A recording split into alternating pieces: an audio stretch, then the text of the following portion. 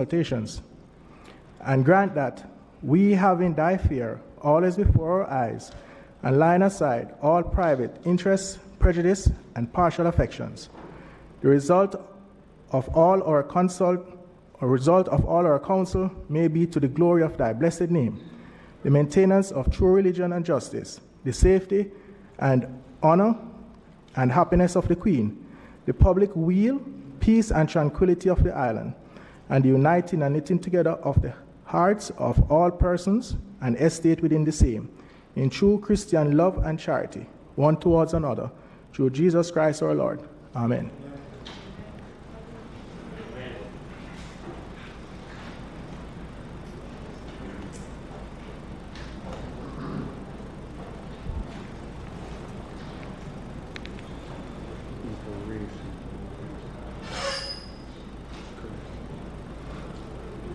We'll massage it somewhere. It's like a broom, you know? Go and use it. Please be seated.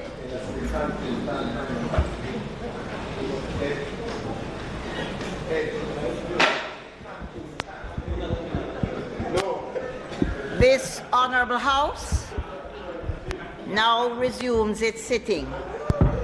Call of the roll.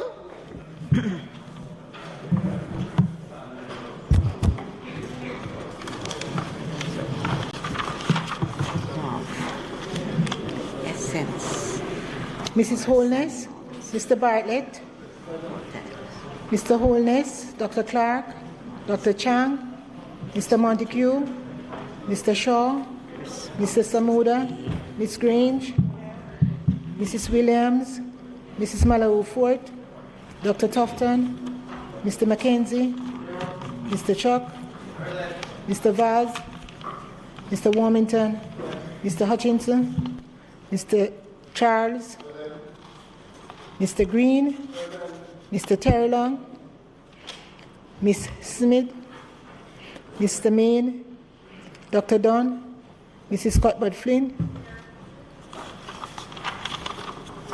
Mr. Morgan, Mr. Davis, Mr. Brown, Dr. Brown Burke, Dr. Charles, Mr. Chin, Mr. Clark, Mr. Cousins, Mrs. Crawford, Miss Daly, Miss Davis, Mr. Golding, Mr. Graham, Dr. Guy, Miss Hamilton, Miss Hannah, Mr. Henriquez, Mr. Henry, Mr. Hilton, Mr. Jackson, Mr. Lawrence, Miss Lee, Mr. Miller, Miss Morrison, Miss Nita, Mr. Paulwell, Mr. Phillips, Dr. Phillips, Mr. Robertson, Mr. Robinson, Mr. Sibbles, Mr. Slowly, Mrs. Vaz, Dr. Wheatley, Mr. Williams, Mr. Wilson, Mr. Witter, Mr. Wright. Anybody came in?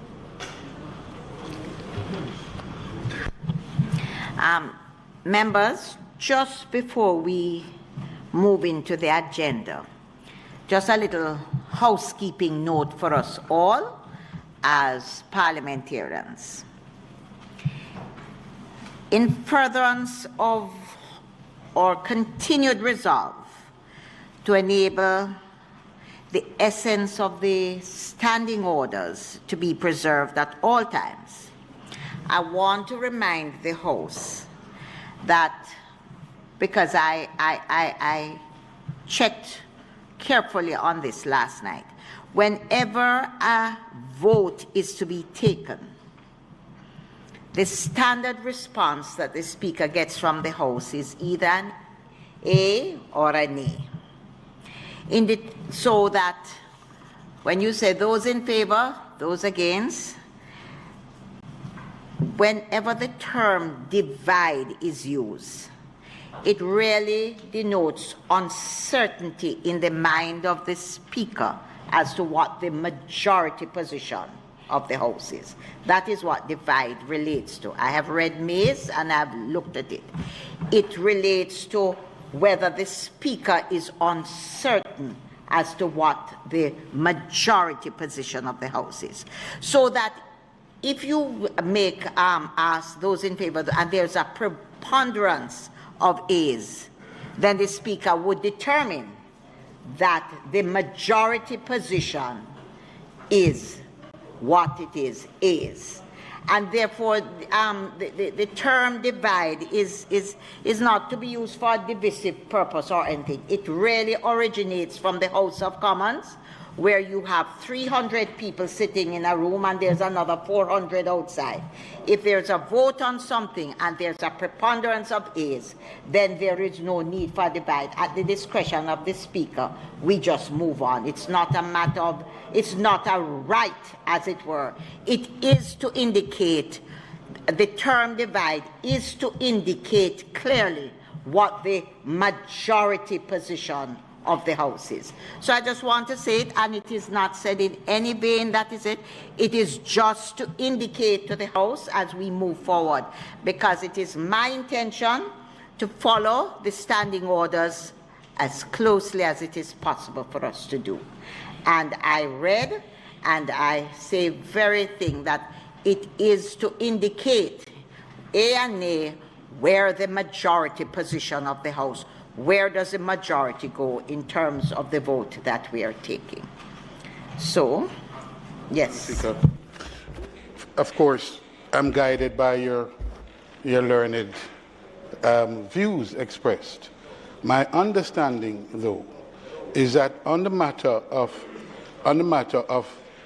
when it comes to a vote and a determination and a resolution or any aspects of the business of the House, if there is the term divide in this sense that I used it yesterday, was to call the individual to take the vote by individual names, and that for that I had to await the putting of the question first, and before there's a response, I indicate that we wish for there to be a roll call on it and to take the votes according to the roll call. I read carefully, and to be very sure what it is, when you call it, what they say in Mays, is that you, and the standing orders, my bag is in the room, is that if you say those in favor, A or nay, if there's a preponderance of A's, you know that's where the majority of it goes. And what you do say is not divide. What you call out and say is no. And then when you call out and say no, I would then know that there's a problem. But it is still at the Speaker's discretion. And if there is a preponderance of A's, there is no way that there is need for divide. And it does give discretion to the Speaker. And I want to do that because what I'm careful about is that I really would like us to learn what the standing order says, to follow it, and also to remember it is not to be used just to disrupt or to indicate something. Madam Speaker, let me be guided.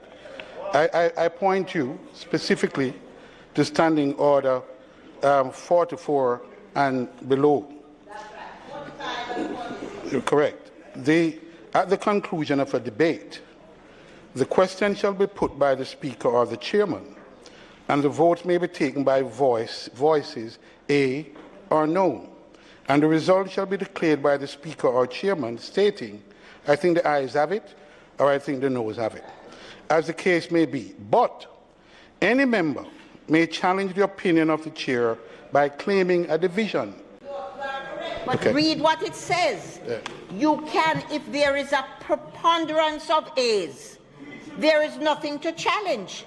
Because if we're in a house where I've asked the question and you hear A's and there are so many and you have 6, there is a preponderance of A's there. Madam Speaker. It is not what I want us to recognize, that it is not to be disruptive. Point of order, Madam Speaker. When you're speaking, the member can be on his feet. He must show that respect to you. Yes. In all fairness, the leader always shows respect. What I'm trying for us to have clarity with, and it says it in the words, it says, as the case may be, but any member may challenge, listen, any member may challenge. I would please just listen because it's important. I don't want you to. Any member may challenge the opinion of the chair. No, there is no basis to challenge the opinion of the chair if there's a preponderance of A's. It is just disruptive. That is the position. It cannot be used just for interruption. And I read this section and I read the maze as well for guidance. Maze applies where there's a lacuna in our standing orders to help fill it. I must confess, since I've been in Parliament, coming to the Senate in 2007 to date, I have never heard the view that you have put forward this morning in relation to a divide. There is a practice in the Parliament of Jamaica that where a matter is being put by the Speaker or the Chairman to a vote, any member can call for a divide. And the effect of that call is that a roll call is then taken to identify the individual votes of each member. And each member can either say yes or no, or can abstain. It is then tallied by the clerk, and the result is read. That is the practice.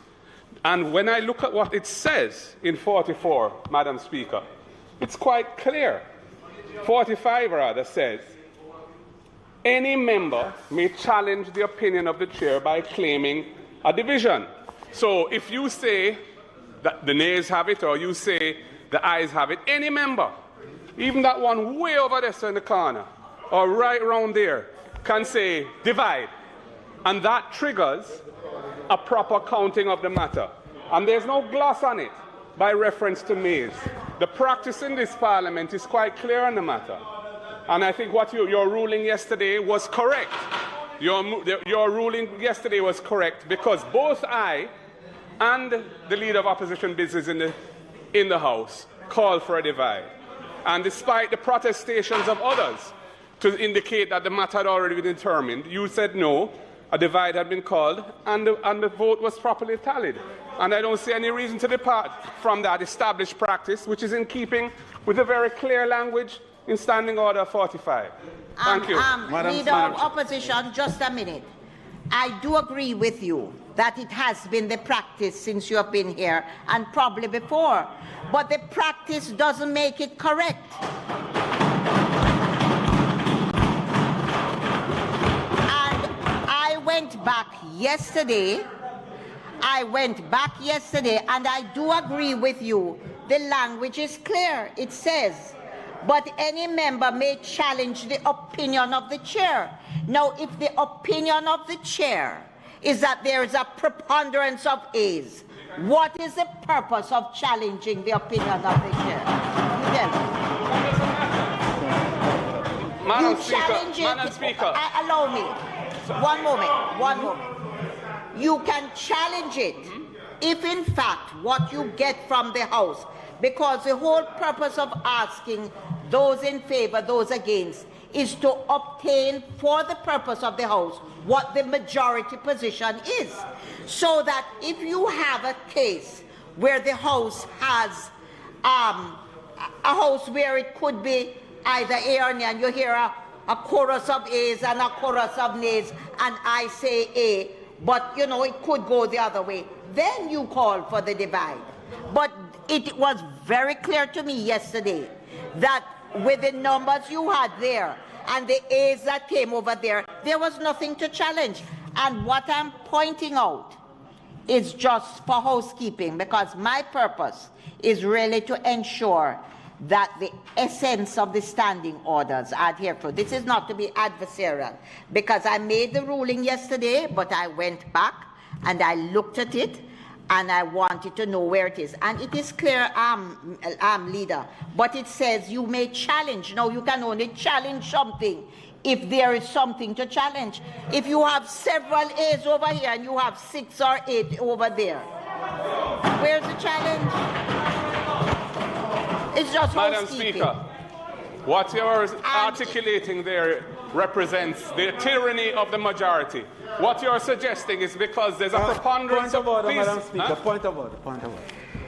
The leader of the opposition does have a lot of deference in this chamber, and we do offer that deference. But we urge that when the Speaker is speaking, that the leader, like all other members, respect the fact that the Speaker is speaking and therefore do not rise to speak. Please, Your Honor. Oh, you're not finished. You turn your light off. Sorry, thank you. And I'd urge you to do the same for me. Madam Speaker, I'm not interrupting you. I thought you had made your point and you were asking my response to it. And my response to it is this. Why are you interrupting me? Am I allowed to finish? Am I stopping you from finishing, ma'am?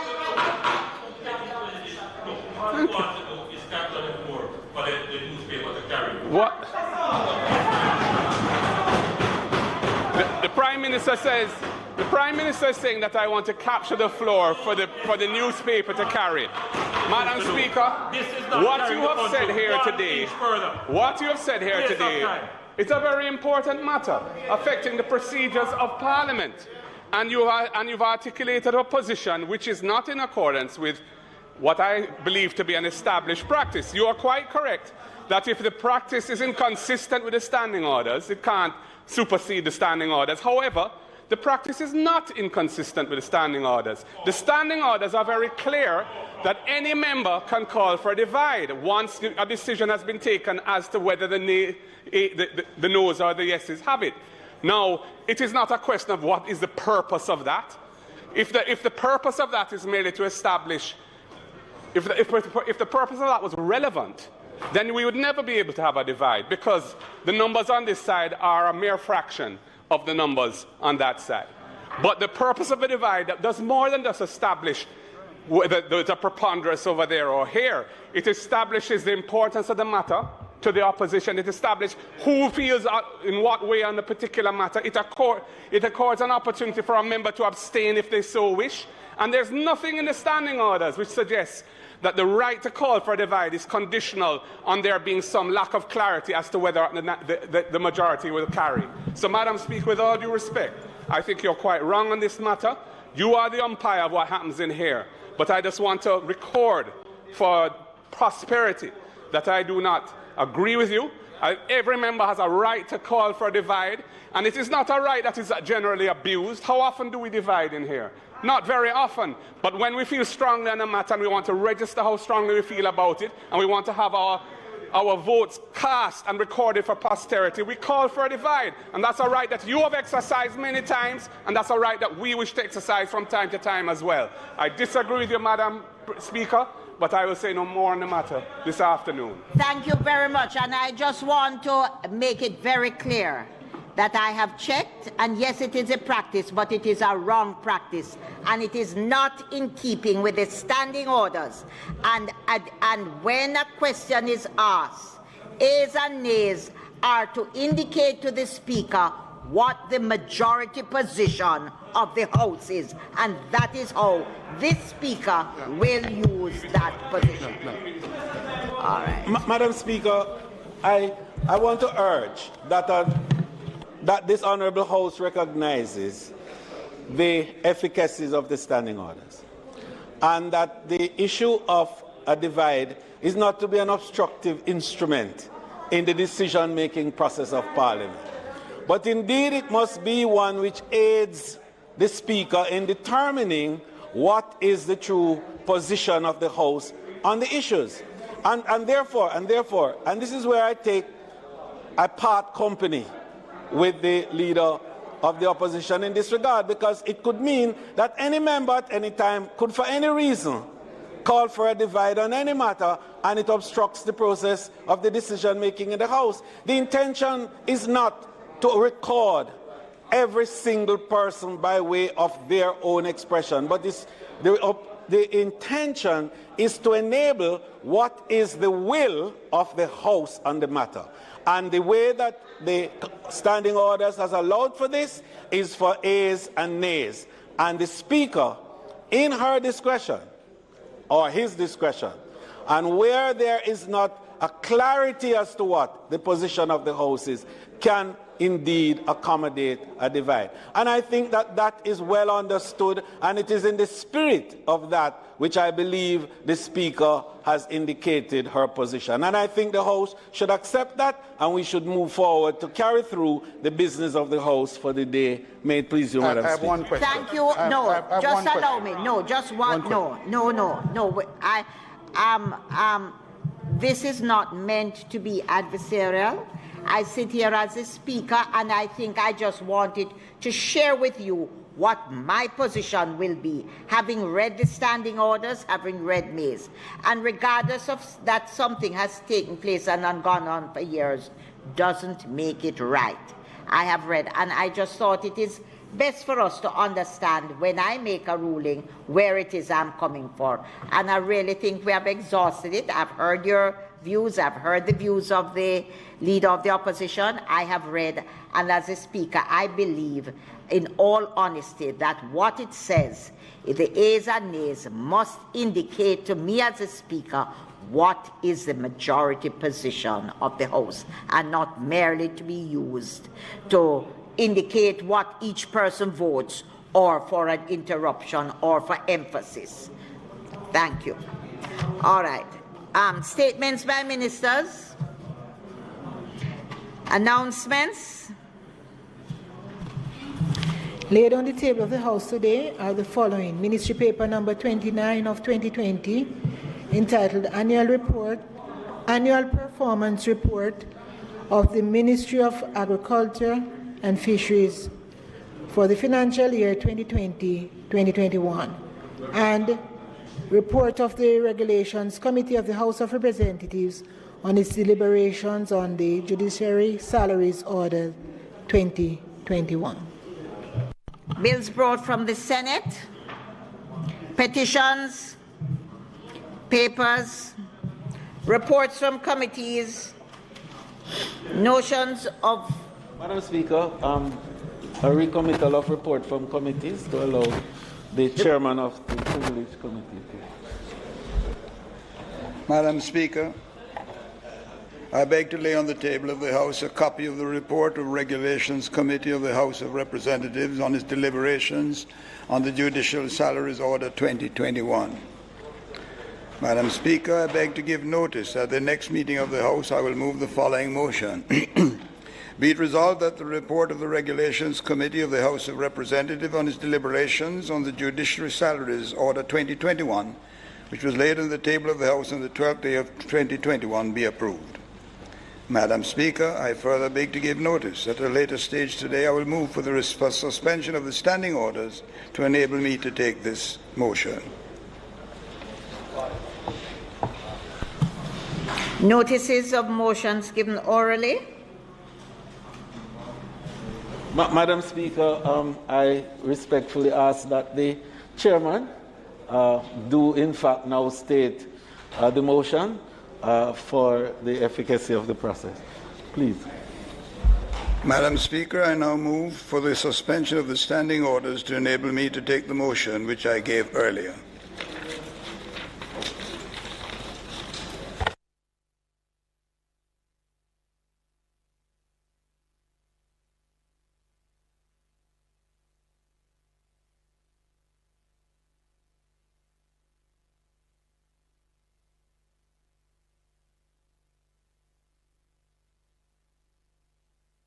Requiring notice, motions relating to sittings of the House, motions for leave to introduce bills, presentation of bills without leave of the House first obtained, public business. Madam Speaker, on the subject of public business, it is intended to do a number of matters today. But I would respectfully ask that we proceed with the continuation of the sectoral debate, which was suspended yesterday. And the speaker today is going to be the member from Southwest St. Elizabeth and the Minister of Agriculture and Fisheries, the Honourable Floyd Green.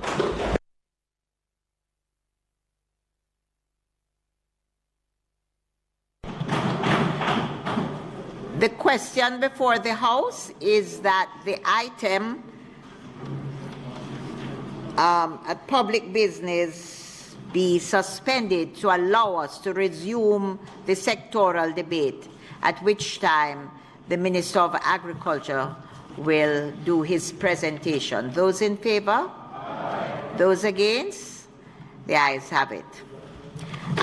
Minister Green, and just before he begins his presentation, I'm delighted to have you do so, and we won't tell the Parliament, but we'll have you do so again next week, if you come with the goodies that you do.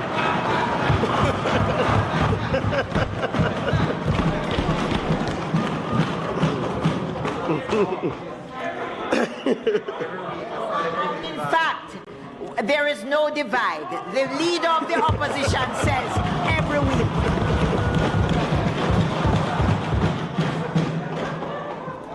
Thank you, Madam Speaker. For I know the plans I have for you, declared the Lord. Plans to prosper you and not to harm you. Plans to give you hope and future. Jeremiah 29, verse 11.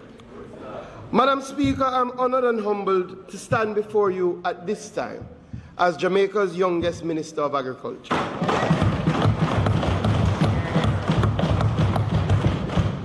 I wish to express my gratitude to God for his continued enduring mercies and my appreciation to my parents, June and Ronald Green, for instilling in me the principles that I live by.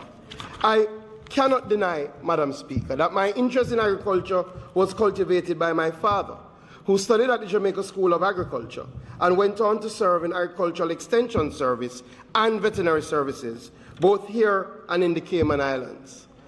Him taking me on his many trips to the farms has borne fruit, and I thank you, Daddy.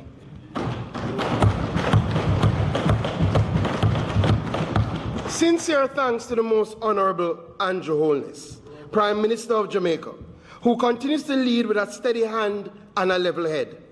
I am grateful for your confidence, PM, entrusting me with a most challenging yet fulfilling opportunity to better the lives of the people of Jamaica through agriculture and fisheries. I thank my colleagues in Cabinet and in Parliament. Your collective energy and wisdom continue to propel me on this journey. Opposition spokesperson Agriculture, Lothan Cousins, thanks for your constructive approach, appreciating that there can be no divide in agriculture and fisheries. My sincere appreciation to the team of the Ministry of Agriculture and Fisheries, its departments and agencies so ably led by our Permanent Secretary, Dermot Spence, with specific support to my office by Advisor Gabriel Hilton, Communications Specialist Kenisha Campbell, Executive Assistant Ashery Bennett, Senior Secretary Joan Clark, and Close Protection Officer Roxroy Montague. Thanks to the Strike Force team who continues to support the journey with the most amazing photographs and videos. My life partner, Kerida, and my son, Nathaniel Marcus. Your love and patience and encouragement are what sustain me. Madam Speaker, I must say thanks to the people of Southwest St. Elizabeth, to whom I am most indebted.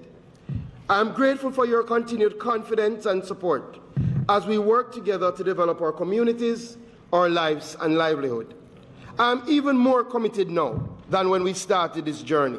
Together, we shall ensure that Southwest St. Elizabeth is the best in the country, the Barbara Green way. Madam Speaker, I stand here representing the face of food. 230,000 farmers, 40,000 fishers, our food heroes, who have displayed unmatched resilience in the face of the COVID-19 pandemic. I represent from the smallest to the biggest, a responsibility that the team does not take for granted. It is the reason, Madam Speaker, why we started this journey by listening to the voices of the people. We held 26 meetings across every parish, interacting with farmers and fishers and using the technology to ensure that we reached all the people.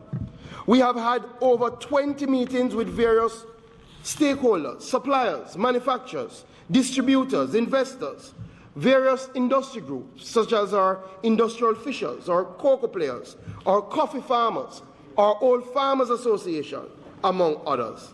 Madam Speaker, we are building from the ground up.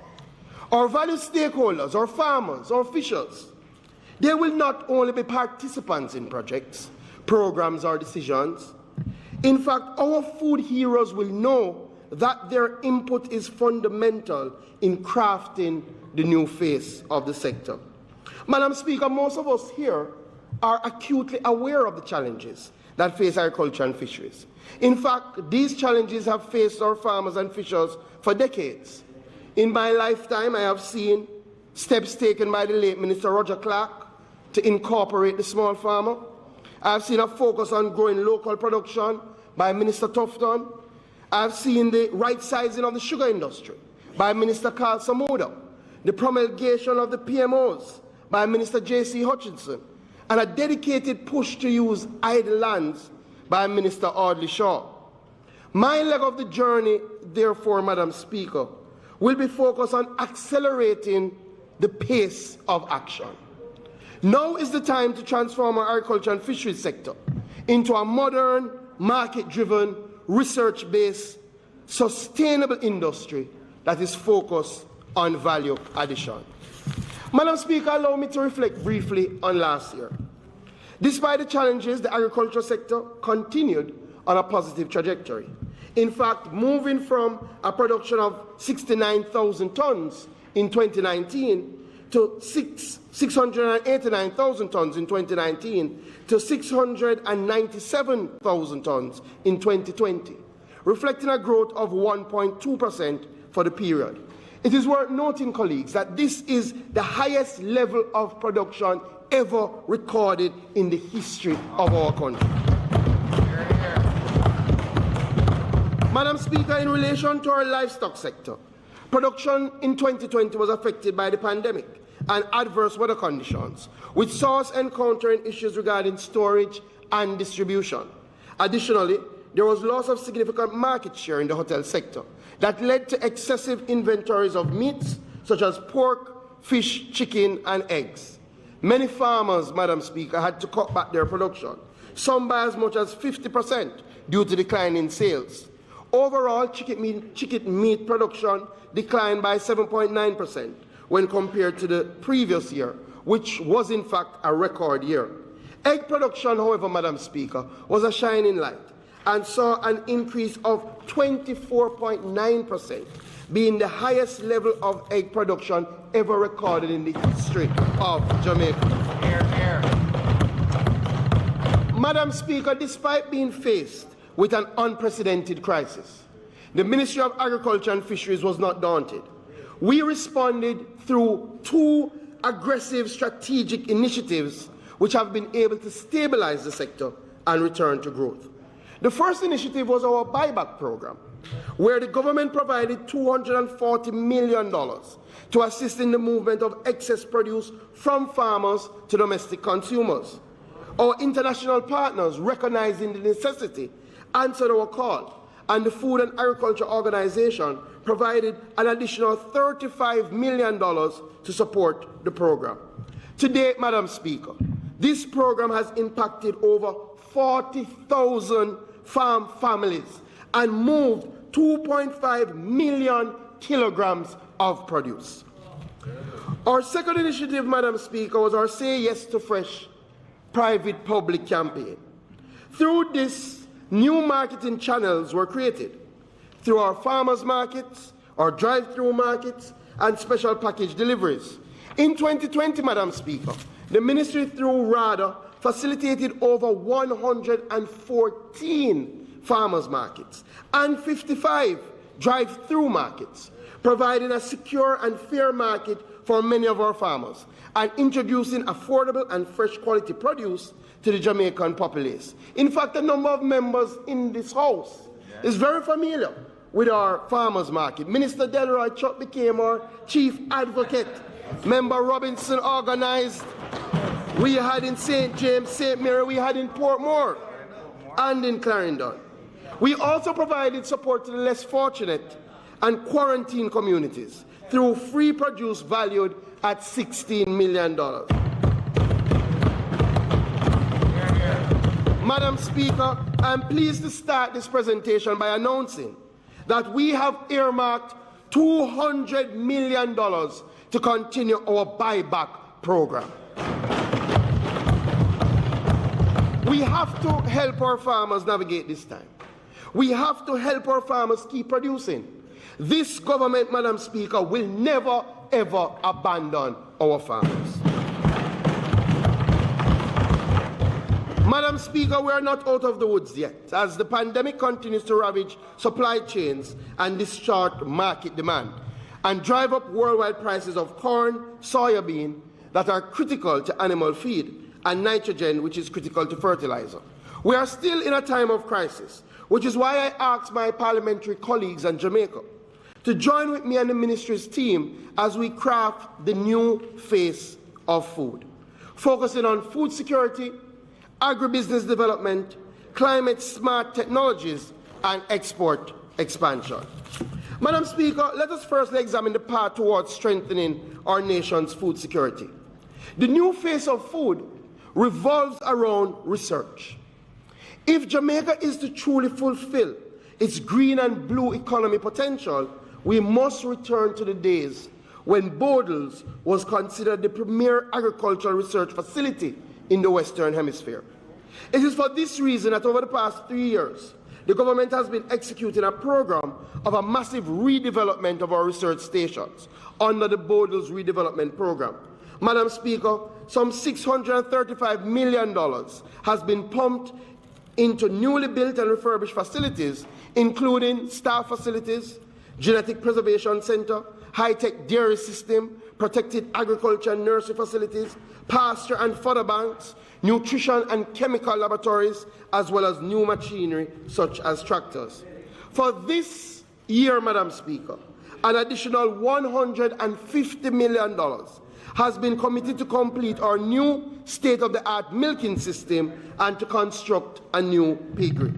This will bring the total injection into research and development over the last 3 years to $750 million. But, Madam Speaker, this is not a short-term drive. We must refocus our sector on research and development. This is a long-term strategy. And as such, the government's Public Infrastructure Management Committee has approved a 10-year, $5 billion project to continue the work to bring all our research and development facilities to the cutting edge. The new face of food is research. Madam Speaker, if we are to truly be food secure, we have to start at the source. Issues regarding our seed stock, importation of seeds, and the development and adoption of new varieties are critical to the path towards food security. It is for that reason, Madam Speaker, that we are fast-tracking our implementation of the national seed policy laid in this House in 2019. Our critical focus over the next 2 years will be to establish a certified outgrower scheme for commercial seed production. This will include colleagues registered and certifying seed producers, developing protocols, and identifying suitable tracts of land and facilities for commercial seed production. We've already started that journey. In fact, we invested, Madam Speaker, US $230,000 in partnership with CARDI to expand and upgrade the seed storage facility at the Bodles Research Center. This facility will host the best quality seeds, including our own seed source from locally developed and indigenous landrace types for vegetables, cover crops, field crops, and legumes. Madam Speaker, this will be a major focus of this financial year. Our crop breeding unit at Bodles will ramp up its seed testing capacity and protocols for the multiplication of specialty seeds, especially organic seeds, as we go for that organic market. Madam Speaker, we've also heard concerns being expressed by our farmers about the quality of some imported seeds. Through our research and extension team and with the support of the Agricultural Land Management Division, we will be partnering with local seed suppliers to evaluate new commercial crop varieties at our research stations and follow up field demonstration plots to track the performance of these crop varieties. This will provide us, Madam Speaker, with early information on seed performance and inform recommendations for the suitability of the varieties for growing areas and inform farmers of best practices. You see, Madam Speaker, this government does not only listen to the cries of our farmers. This government takes action to ensure that we are firmly on the path for food security. Madam Speaker, for decades, our farmers have complained about a lack of adequate storage facilities. For years, they have called upon the government to do more to stem the up to 30% post-harvest loss of perishable fruits and vegetables. COVID-19 again brought this into sharp focus and underscored the need to develop reliable and efficient cold chains that will not only reduce post-harvest crop losses, but also prevent forced sales at low prices when there are gluts on the market. The time has come, Madam Speaker. I am pleased to announce to this Honourable House today that we're embarking this year on a US $1.05 million, 157 million Jamaican agribusiness cold chain project for Jamaica. This project will be carried out over an 18-month period across 6 highly productive areas and will see the establishment of modular, solar-powered walk-in cold rooms that provide unbroken off-grid storage and preservation of perishable foods. But that is not all, Madam Speaker. The project will also see small refrigerated trucks provided to these communities to transport produce to markets. And we are not yet done, because the project will see a network of temperature data loggers in the cold rooms and in the trucks that farmers can monitor remotely using their cellular phone. This, Madam Speaker, is the new face of food. Madam Speaker, this project has been made possible with the help of the government and the people of Morocco through a grant of 945,000 United States dollars. We thank them and we thank the Ministry of Foreign Affairs. Madam Speaker, soil is an essential resource and a vital part of our natural environment. In fact, 95% of the food that we eat is produced in soil. Healthy soils are the basis of the food production system. However, the FAO reports that approximately 33% of global soils are degraded. It is critical that for countries striving towards food security, that we pay more attention to soil health. In this regard, Madam Speaker, we have instituted a soil health committee at the Ministry, composed of technical officers from our Land Management Division, RADA, and our universities, CASE, and other stakeholders. This committee, Madam Speaker, will pay keen attention to improving health, yield, and profitability of soils, promoting further education and adoption of healthy soil practices.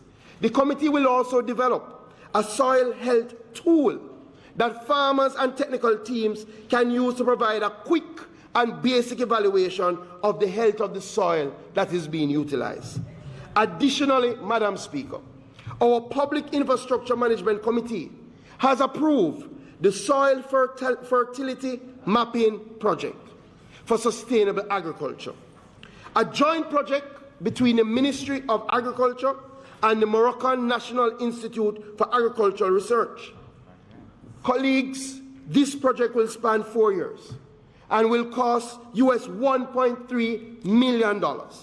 And what we will do is design and develop an information system and soil databases that can be used by us as national decision makers and at the local level. We will develop fertilizer recommendations for major crops and establish appropriate fertilizer programs. In fact, we will put in place a geo-reference soil fertility information and expert system, and we will enhance human and technical capacity of our farmers, our extension officers, and our researchers. Madam Speaker, the new face of food, soil health is paramount. Madam Speaker, let me speak a little bit about the production incentive program. You know, as a small island developing state, we have to pick winners. And our team from RADA has done extensive research to see what crops we have the capacity to grow, that have strong internal and external markets, and as such identify support for those crops. In fact, we have chosen 10 crops, Madam Speaker, and it is worth noting: Irish potato, onion, strawberry, yam, dasheen, cocoa, hot peppers, cassava, ginger, pineapple, lime, and also our vegetable lines and our small ruminants lines. Last year, Madam Speaker, we impacted through our PIP program over 7,000 crop farmers and 1,400 livestock farmers. And we do not intend to stop the momentum. This year, we will place increased focus on our priority crops and livestock under the production incentive program. I am therefore pleased to announce, Madam Speaker, that for this year, 1.02 billion Jamaican dollars has been allocated under our production incentive program aimed at boosting the capacity of our farmers and fishers. This will be spread across crop support, livestock, climate change, infrastructure, and equipment. Madam Speaker, when this government sought re-election from the people, we said that to our farmers and fishers that we would give a minimum support of $1 billion for the next 3 years. And Madam Speaker, despite a pandemic, the government has held firm to its commitment. $1 billion for our production incentive program.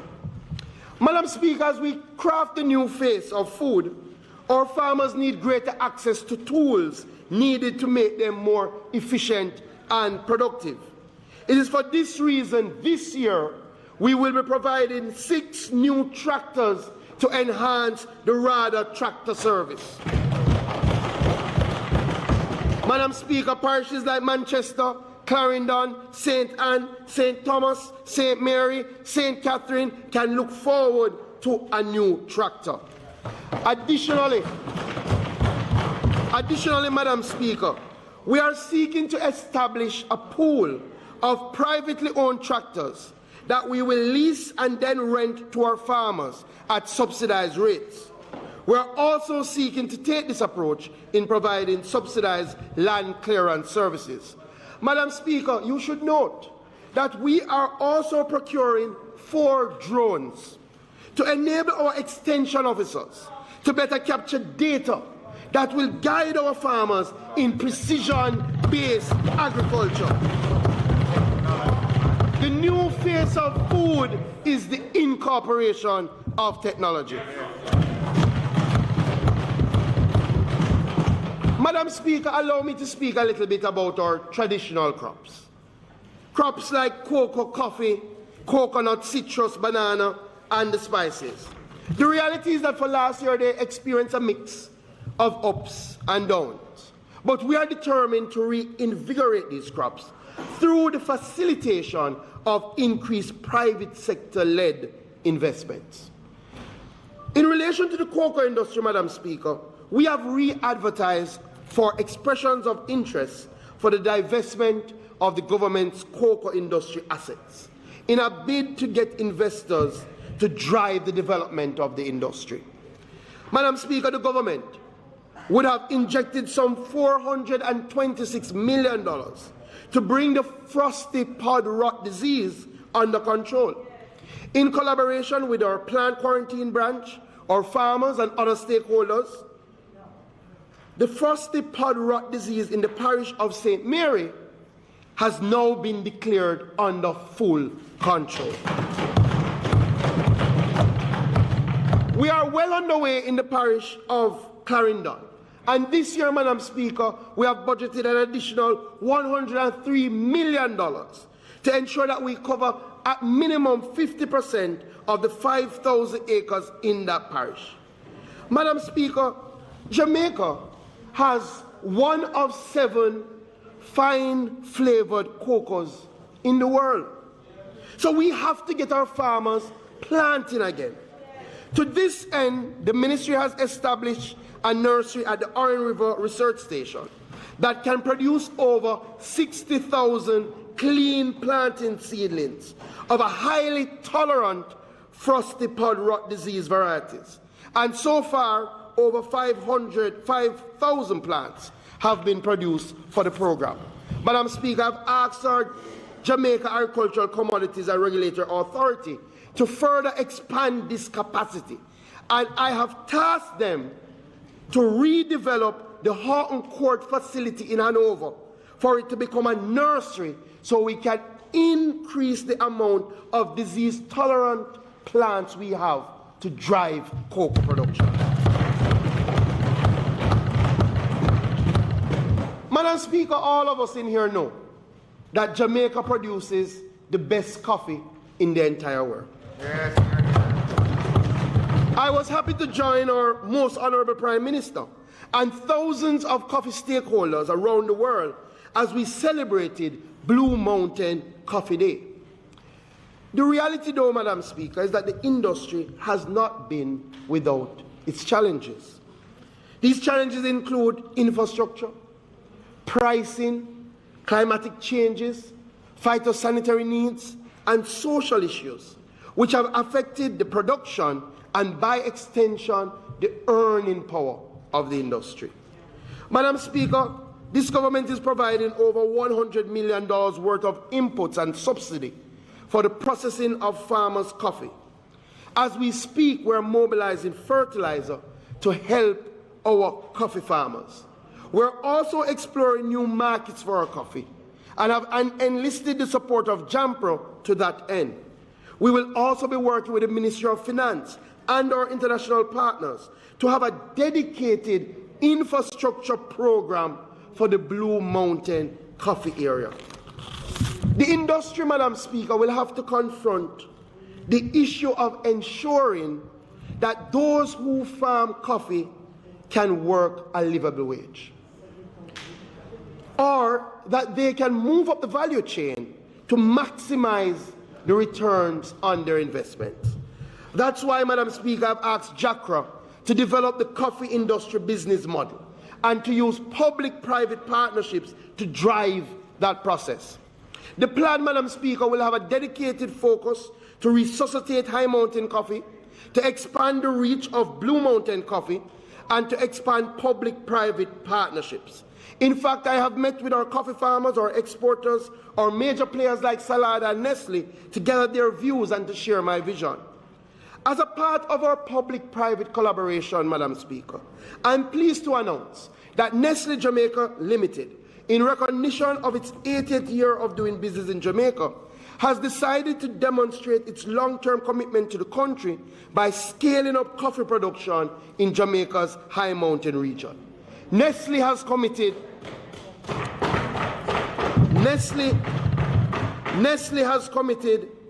to provide funding support, technical assistance, and planting material through nursery support.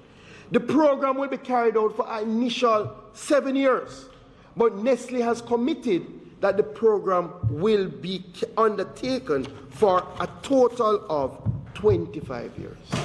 I think that is commendable, and we commend Nestle on that drive. Madam Speaker, let me turn a little bit to sugar. This year, Cabinet approved the final portion of a 3-year subsidy of $119 million to facilitate transportation and logistics of moving 35,000 metric tons of sugarcane from Clarendon, St. Catherine and Trelawney to the Worthy Park factory. Madam Speaker, the traditional way of operating and managing this industry is over.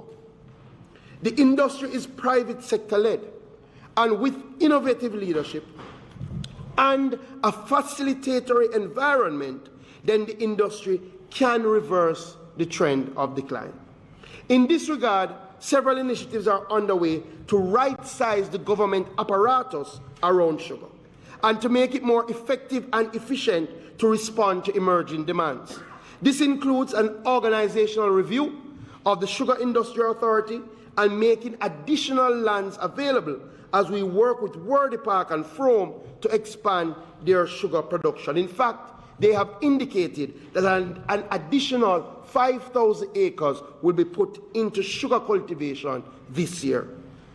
Pan-Caribbean, the owners of the Monimus factory, are in discussion with parties who have expressed an interest in the assets. With the successful divestment of these assets, sugarcane production along with concomitant economic activities would recommence in the South Clarendon belt. Madam Speaker, the tremendous demand for coconuts and its byproducts, such as coconut water and coconut oil, is a clear opportunity for our country. Over the last year, we've expanded our nurseries at Barton Isles and Plantation Garden. We've distributed over 75,000 seedlings and planted over 100,000 seed nuts. But we need to accelerate this pace. Grace Foods, Madam Speaker, has indicated that they could utilize 24,000 coconuts daily to satisfy their coconut water needs. To this end, the Coconut Industry Board, both government and our growers, are looking to enter into a suitable public-private partnership to accelerate the pace of expansion. Under the partnership, Madam Speaker, we're looking to produce 400,000 seedlings per year, which would be a 400% increase, and to plant over 3,000 acres of coconut. Madam Speaker, a lot has been said in recent time about agricultural land. The need for sufficient arable land is critical to our food security. And as Minister, I am seized of that fact. And I will work assiduously to protect all our agricultural land. We cannot, Madam Speaker, approach the preservation of agricultural land as we have over the last 5 decades. That approach has focused more on preservation and less on utilization, and has left us with thousands of hectares of agricultural land that has been transformed into informal settlements, and countless of hectares of unused and underutilized land. So in this new dispensation, Madam Speaker, my approach is threefold. We are going to increase our agricultural land bank. We're going to assess all the ministry's land holdings and craft a structured strategic approach to their use, and we're going to engage the private sector. Colleagues, part of my vision is for lands that are good agricultural lands, that are owned by government, but are now outside the purview of the Ministry of Agriculture, that those lands be transferred to the Ministry of Agriculture. In this regard, Madam Speaker, we have engaged the National Housing Trust and the National Land Agency to transfer land to the ministry that is more appropriate for agriculture. Madam Speaker, colleagues, the Agro-investment Corporation has recently gained control of 4,000 hectares of land, 9,000 acres, which would have otherwise gone into housing or something else, that will now be used for agricultural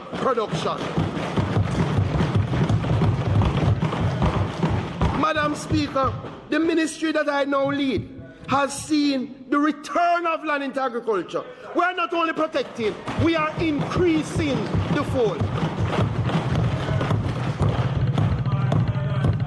Absolutely. Colleagues, we are putting land to use. The SCJH approved some 117 leases covering 3,000 acres of land. This brings to 10,000 hectares or 25,000 acres of land leased between 2018 and 2021. The purposes for which the lands were leased were dependent on the type of land being leased, and they include sugarcane, cash crops, animal rearing, hemp, cannabis, castor bean, agro-processing, commercial activities, solar energy, mining of aggregates, and a climate-smart demonstration site. Of note, Madam Speaker, the Sugar Company of Jamaica Holdings has collaborated with the All Island Cane Farmers Association to facilitate hundreds of former sugar workers to establish alternative economic livelihoods in Trelawney and St. Thomas. And let me explain what I mean. In Trelawney, we have leased some 3,600 acres of the former Long Pond estate lands to the all-island sugarcane farmers to establish a project known as Trelawney Pride for their small farmers. In St. Thomas, 560 acres have been put to the all-island cane farmers, which through subleases are being leased to former sugar workers who were displaced by the closure of the Golden Grove sugar factory. We haven't stopped because there was a long-standing matter that the member from East St. Thomas will tell you.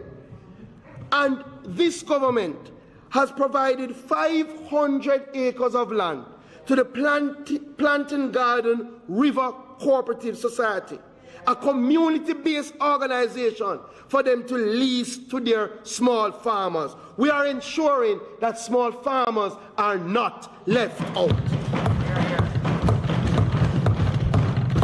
Additionally, Madam Speaker, we're seeking to attract medium-sized investment. So what have we done? We, the government, have leased land from Sectoral, 800 acres, that we believe was prime for agro-investment. And we have asked for requests for proposals for people to submit to do agro-processing and to expand job creation in that St. Thomas belt. In fact, we have leased another 500 acres, and we have used that through private-public partnership to establish a modern cattle breeding operation with emphasis on Red Pole and Jamaica Black. This operation will provide jobs and other major economic spin-offs. But I don't want you to believe it's only St. Thomas. In Westmoreland, the SCJH has approved a proposal for the sale of 350 acres to investors to build a US $300 million bamboo pulp factory, which is expected to create 500 jobs when operating at full capacity. And we heard Minister Shaw speak about the bamboo industry yesterday.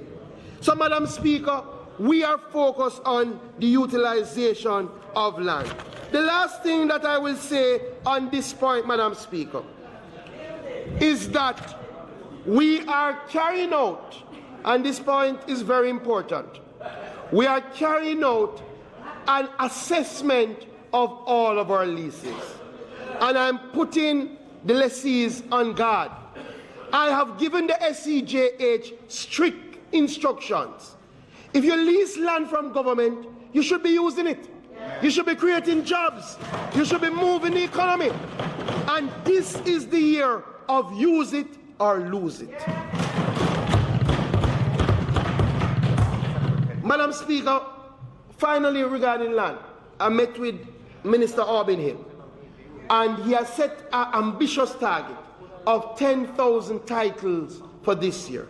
And I want to assure my agricultural land holdings that the significant majority of those titles will be for agricultural land. We're going to be putting titles in the hands of people who own agricultural land this year.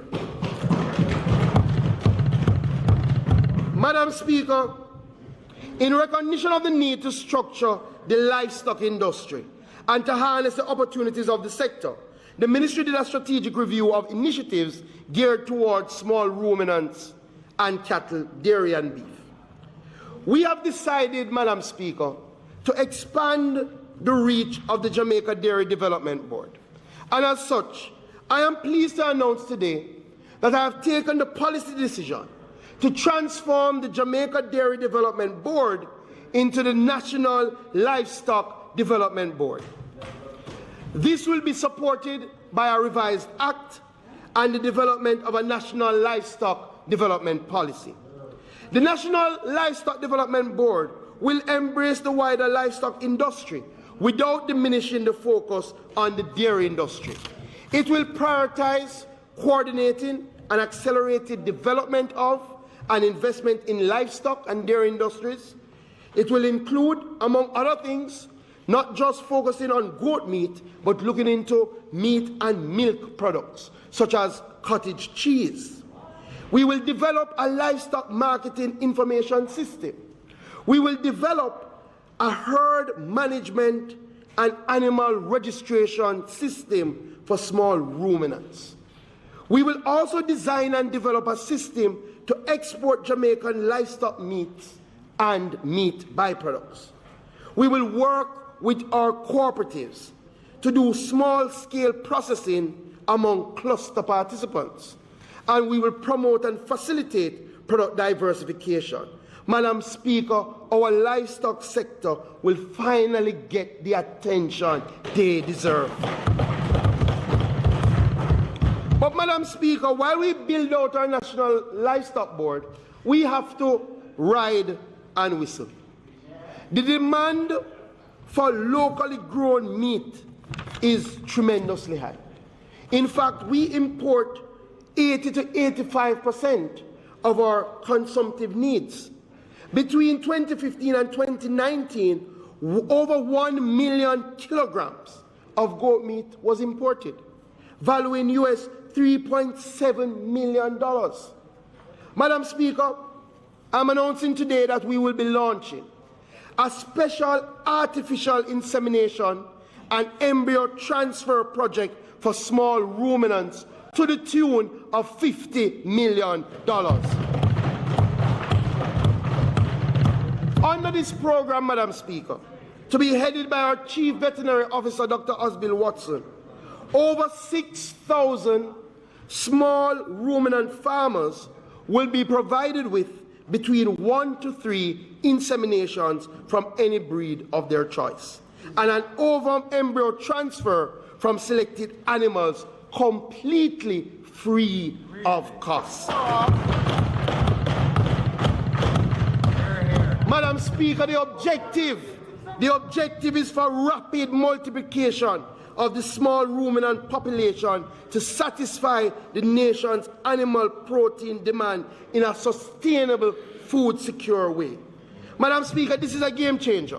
It will create a new face of our livestock industry, as through the application of new and existing technology, our farmers can rapidly expand production to ensure our country's food security. Madam Speaker, I must address an issue because there is a reality brought about through the COVID-19 crisis. Our feed prices are seeing exponential increase. This, members of the House, is largely due to what is happening on the international stage. Corn prices have risen by 80% on the world market between September 2020 and May 2021. Our soybean prices have risen by 35%. The average feed prices worldwide have risen by 64% on the international market. Locally, we have seen increases of between 15 to 20% across all feed categories. Madam Speaker, this is a real threat to the industry. I have asked Permanent Secretary Dermot Spence to meet with the main producers to explore ways to contain costs. I've also asked the research and development team to revive our drive to explore local substitution. In the short term, Madam Speaker, we're exploring the potential of subsidizing some of the costs and some of our farmers. But as a medium to long-term measure, our country will really have to look at purchasing and storing some of the critical inputs to guard against these fluctuations in times of crisis. Let us talk about our farm road program. Madam Speaker, in last year with a budget of $375 million, we were able to rehabilitate 56 roads with another 10 in various stages of completion.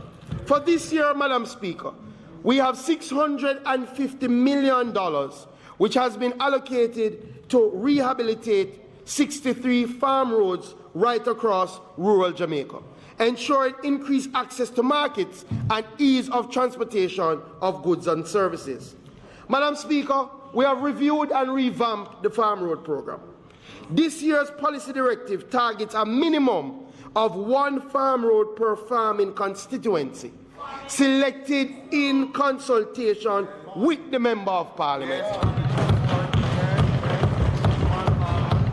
Additional roads will be awarded from RADA's master list, which consists of recommendations from PMOs, Jamaica Agricultural Society groups, extension officers, and various stakeholders.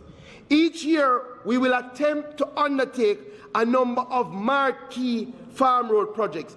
Madam Speaker, what we're doing, and let me pause for the time.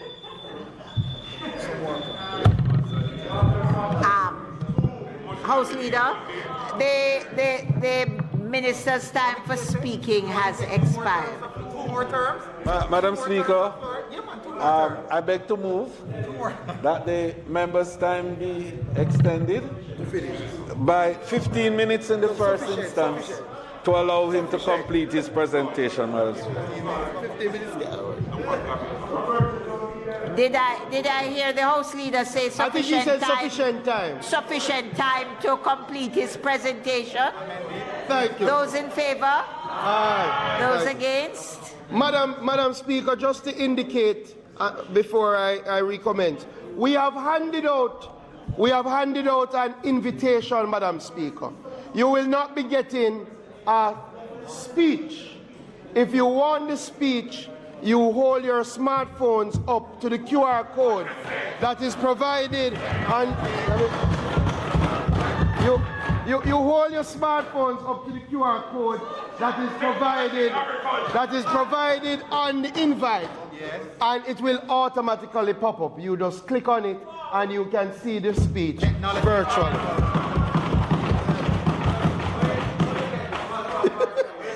You just open your camera, point it on the QR code, and it will come up. Are we getting smartphones to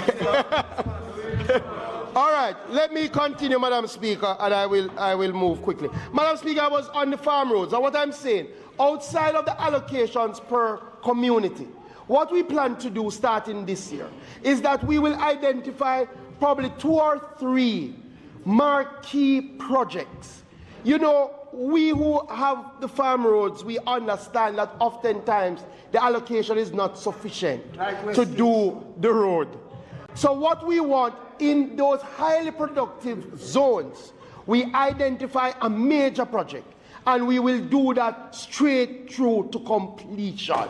That is the approach that we will take in addition to doing the smaller projects. So I just want farmers to rest assured, farmers in areas like Leamington, in East Westmoreland, farmers in areas like Comfort Road in Southwest Clarendon, New Fine Road in Southeast St. Anne, farmers in Nuts River in St. Thomas, farmers in Ragsville in St. Catherine, Africa to Hope, well, those farmers in St. Mary, and places like,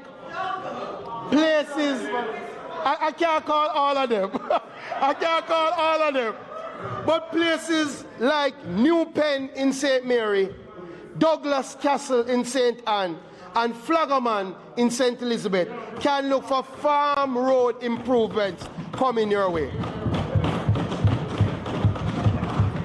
Madam Speaker, we continue on our fruit tree planting program. And last year we distributed about 43,000 fruit and timber trees as we supported the Prime Minister's national tree planting program. Madam Speaker, our Borders Research Station, Orange River, Mount Pelion and Hope Gardens nurseries, they received an in-kind and cash injection of $250 million to support seedlings production, promotion and distribution. Madam Speaker, I am pleased to advise the House that for this year, we will be distributing over 1 million fruit tree seedlings, including ackee, mango, breadfruit, soursop, jackfruit. Madam Speaker, we will take a partnership approach, and I say to you, my colleagues in the House, you will not be left out. We expect you to be participants in this program as we take personal responsibility for our food security. Madam Speaker, let me speak a little bit about fisheries. We will not truly harness our full potential until we truly harness the blue economy. Opportunities abound in the development of new fisheries, energy, clean water generation, and the harvesting of marine flora. Madam Speaker, I have assured my fishers that as we craft a new face of food, they will not be left behind. In fact, they will be given an equal seat at the table. Last year, Madam Speaker, we provided an incentive of $146 million to facilitate small-scale fishers to get back into production. Already, more than 2,500 fishers have received grants, and 72 fish farmers are benefited from fish meal and fingerlings production. We are working with the NFA and members of Parliament to target an additional 2,000 fishers who will receive grants in the coming weeks. We also, Madam Speaker, supported our industrial fishers to the tune of $83 million for finfish, conch and lobster operators. It should be noted, Madam Speaker, these industrial fishers directly support more than 6,000 jobs and generate foreign exchange earnings of US $12 million annually. Madam Speaker, as we strive towards food security, it is critical that we assess our finfish stock levels. It is a fact, Madam Speaker, if we are not careful, we can lose our most bountiful resource. All of us have seen the declines and the negative impact of overfishing. We are particularly concerned, Madam Speaker, about the parrotfish, especially because of the critical role it plays in protecting our coral reefs. Madam Speaker, with this in mind, the NFA, the National Fisheries Authority, will be developing a national assessment program that will include an island-wide reef fish survey, including our parrotfish and other herbivores.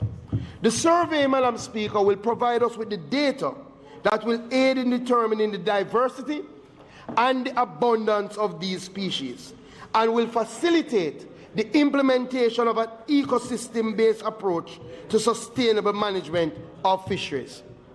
The NFA will also start consultations this year towards promulgating regulations that will seek to establish minimum size limits on catch for all reef fish species. The Ministry will also be seeking to introduce regulations to govern and restrict the use of beach signs and trawl nets. We will develop guidelines for the proper construction of these nets and where and how these nets may be used in a responsible and sustainable manner.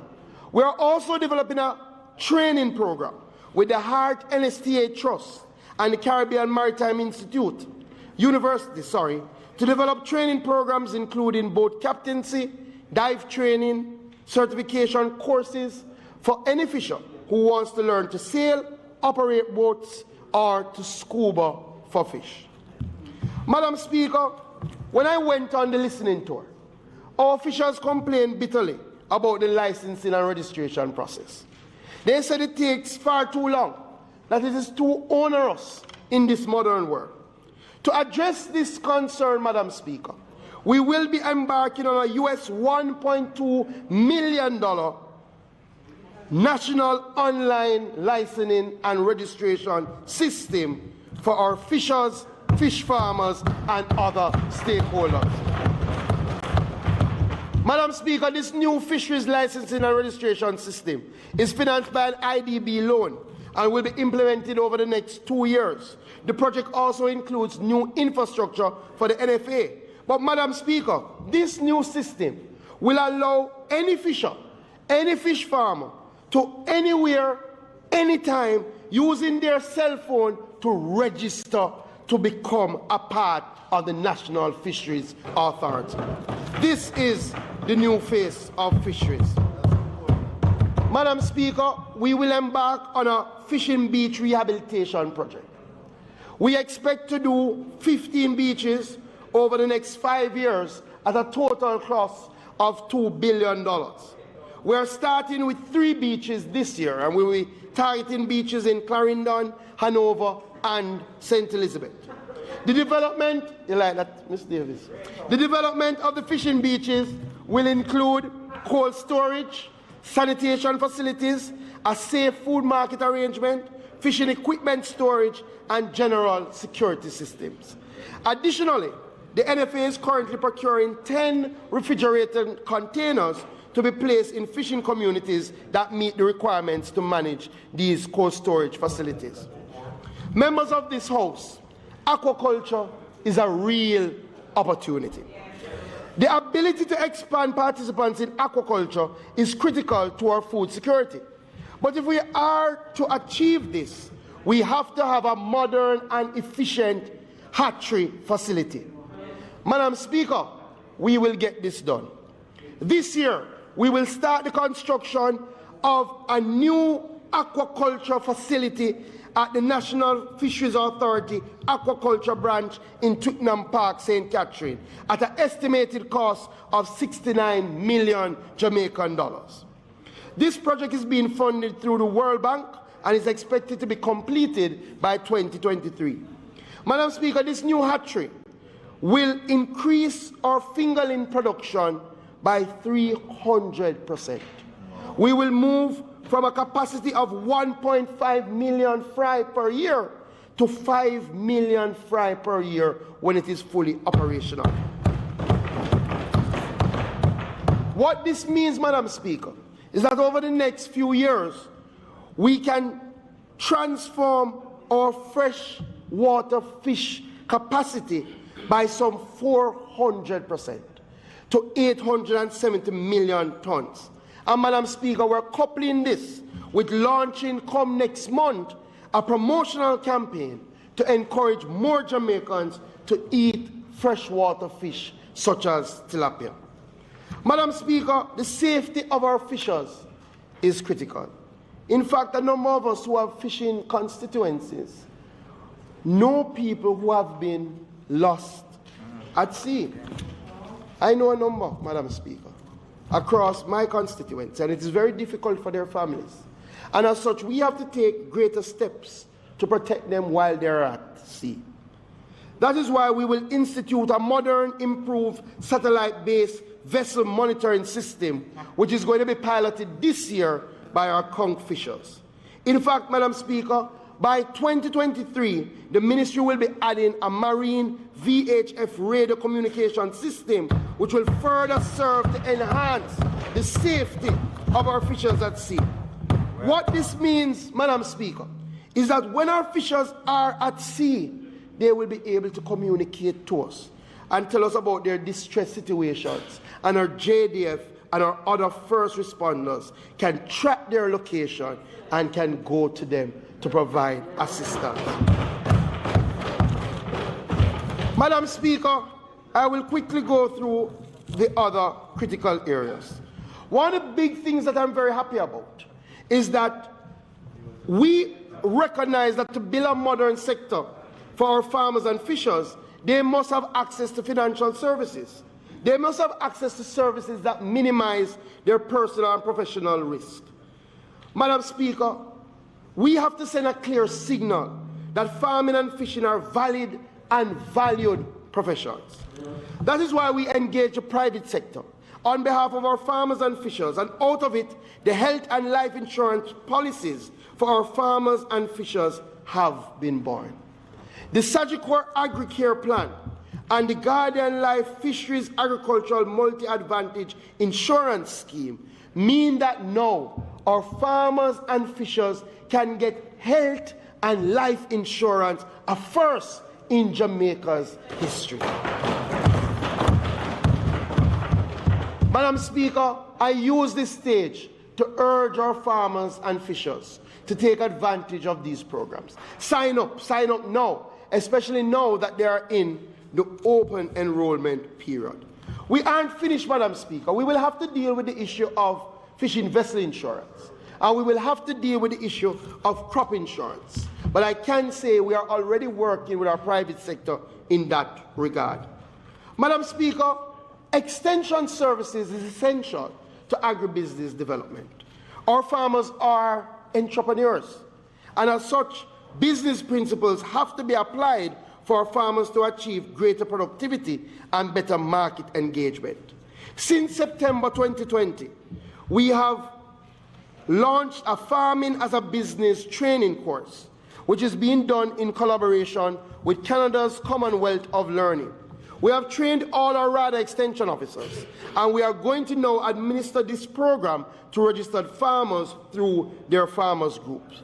This program, Madam Speaker, provides farmers with training in record keeping, tracing and managing their day-to-day expenses, how to qualify for loans, how to access small business benefits, how to take greater care in market analysis, how to organize the business component of their agricultural operations. And we will be rolling out this training program this year.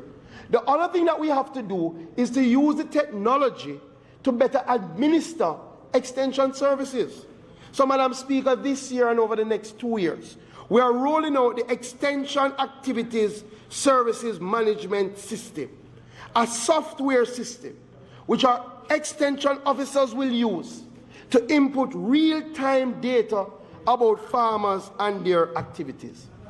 Importantly, members of this House, we will be able to track our extension officers. We can track them in real time, and we will be able to know who they visit, how long they have spent, what information they have gathered, what type of support they have given, so that we can validate that our farmers are getting the best extension service in the world. I have also asked that the text messages and the WhatsApp groups be used to engage our farmers. And I have said to each extension officer and each parish manager that you must mobilize your farmers in these groups and use the technology to share the information. Madam Speaker, agricultural education is critical. And as we build a modern agricultural sector, we have to have the support from our education sector. Science, research, and application programs in agricultural education must remain robust and essential. I'm excited that Minister Williams announced that the government plans to build STEM schools. And, Madam Speaker, these STEM schools must include agricultural science. The education system must be structured in a way that applied agriculture based on business principle is taught from the primary through to secondary to our tertiary level.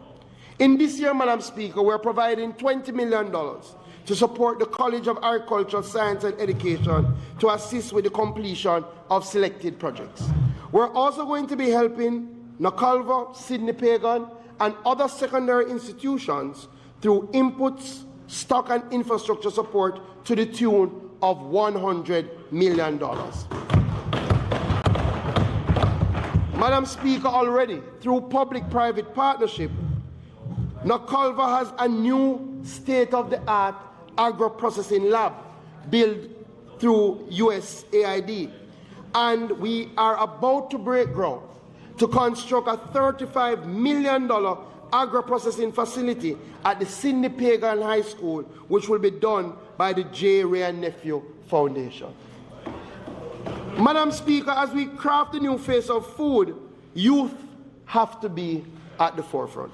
Hear, hear. It is time for farming over flossing, investment over braffing, acres over markets. Madam Speaker, we know our youth are interested in agriculture. Our job as government is to provide opportunities for guidance, for growth, profit, and innovation.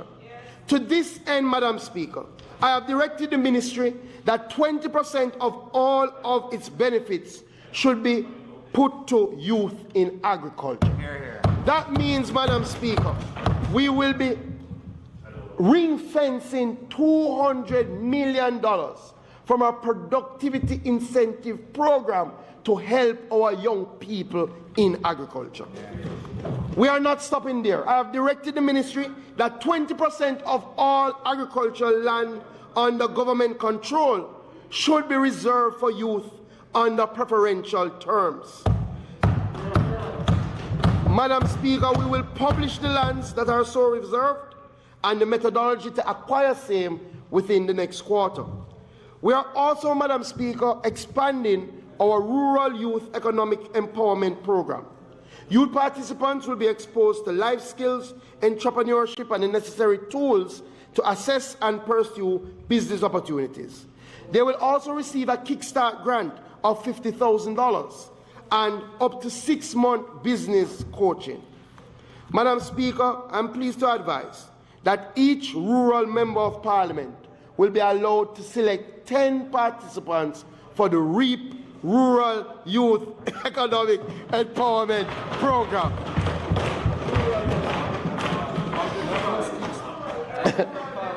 Madam Speaker, this year we will do the Youth in Agriculture policy. We're also launching an advocate council, a council of young people between the ages of 18 to 35 who will meet quarterly with me as minister and provide policy direction, establish programs and communication strategies to ensure that we get more youth in farming. As Kenroy James would say, youth for farm. Madam Speaker, we're also seeking to attract more women in agriculture and fisheries. I want to express my sincere thanks to the Jamaica Network of Rural Women for the essential role that they have been playing in engaging new women in agriculture and expanding the reach of our women farmers. We have launched agriculture in Bloom, and we're going to be working with the Ministry of Gender Affairs. This Agriculture in Bloom is a multifaceted program to celebrate our women involved in agriculture and fisheries and highlight them as examples to inspire other women. I want to publicly thank the participants for sharing their stories. This year, Madam Speaker, we seek to engage 50 women who are at different stages of their agri-entrepreneurial journey and help them to transition. We will be providing inputs, training, and grant funding. Madam Speaker, I have to speak a little bit about praedial larceny, because praedial larceny continues to be a scourge on our society. We have been working assiduously under the leadership of Deputy Commissioner Clifford Blake and Assistant Commissioner of Police Bishop Gary Welsh to pursue several strategies aimed at reducing the incidence of praedial larceny.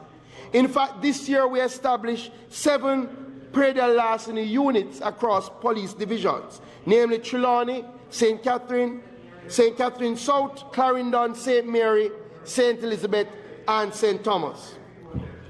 Madam Speaker, we have been reaping some success.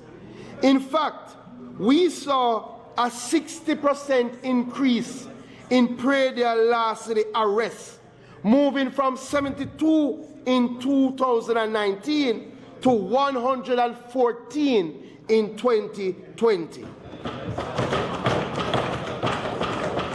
Madam Speaker, our praedial larceny operations also move from 289 in 2019 to 811, a 180% increase, and we recovered over 70 animals that were returned to their owners. More will be done, Madam Speaker. This year, we intend to implement a pilot rollout of the Agricultural Wardens Program that is aimed at putting more boots on the ground. We're going to launch community farm watch groups, and we're going to, members of this House, target the market spaces. Stolen agricultural produce should have nowhere to go. Madam Speaker, as I am winding down, let me speak a little bit about agri-investment. We are going to be tabling the Agro-investment Amendment Bill, and I intend to table and start the debate next week. This bill gives the Agro-invest Corporation wide-ranging powers and allows it to place renewed focus on investment generation. Madam Speaker, in that vein, Spur Tree Spices has committed to invest over $100 million to develop an agro-processing facility at the Holland Estate in St. Elizabeth. Already, they have spent $44 million in that regard. And Madam Speaker, this is in keeping with a new wave of investments in agriculture. You know, Madam Speaker, I listened to some of the presentations in this House. And if you listen to some of them, you would believe that there is no value addition happening in Jamaica. You would believe that there is no agri-investment taking place in Jamaica. But, Madam Speaker, that flies in the face of Rainforest Seafoods opening a brand new bami-making factory. Madam Speaker, Grace Foods have targeted that they are going to export 50% of what they produce by 2025. Madam Speaker, True Juice is now in the dairy milk industry. Sectoral is exporting cassava flour. Salada has a new innovation, turmeric and ginger tea. B&D Trawling is doing escovitch sauce. In fact, you have seen the announcements by Jamaica Broilers and Caribbean Broilers. And Caribbean Broilers is currently investing $15 billion in a facility called the Nest.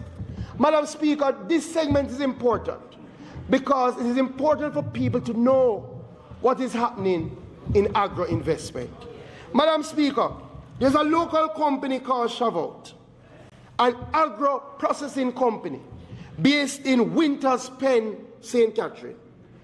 During COVID-19, they saw a 400% increase in demand for their products. They have had to institute a 24-hour workday and employ now 53 people, with 90% of their production being exported to 15 countries. Absolutely.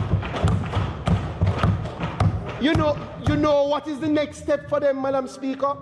They are now going to invest $250 million to construct a new factory on 511 acres of land that they are leasing from the government in Innswood, St. Catherine.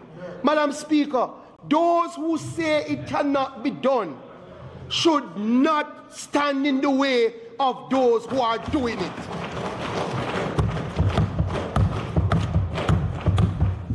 Madam Speaker, quickly in relation to our climate reality, we have to continue to engage climate-smart technologies.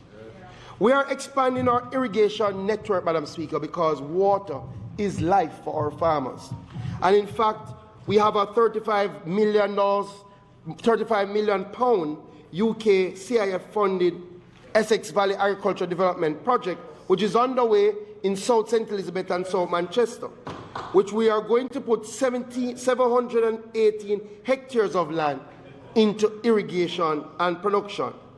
In St. Catherine and Clarendon, we have a $17 million project that we're going to put some 795 hectares of land under irrigation cover. Madam Speaker, to be honest, these projects should have been done 2 to 3 decades ago. So I have said to the team that the timelines must be met, and they have to accelerate the pace of implementation. This year, we have $605 million to lay irrigation pipelines and to also strengthen our capacity building initiatives and to construct a global gap facility in that southern Clarendon belt. We also have an additional $300 million to dig wells in Parnassus in Clarendon. Madam Speaker, we are working now with the French government to fund the multi-billion-dollar Pedro Plains irrigation scheme, which will lift water from the Black River and irrigate the plains of southern St. Elizabeth.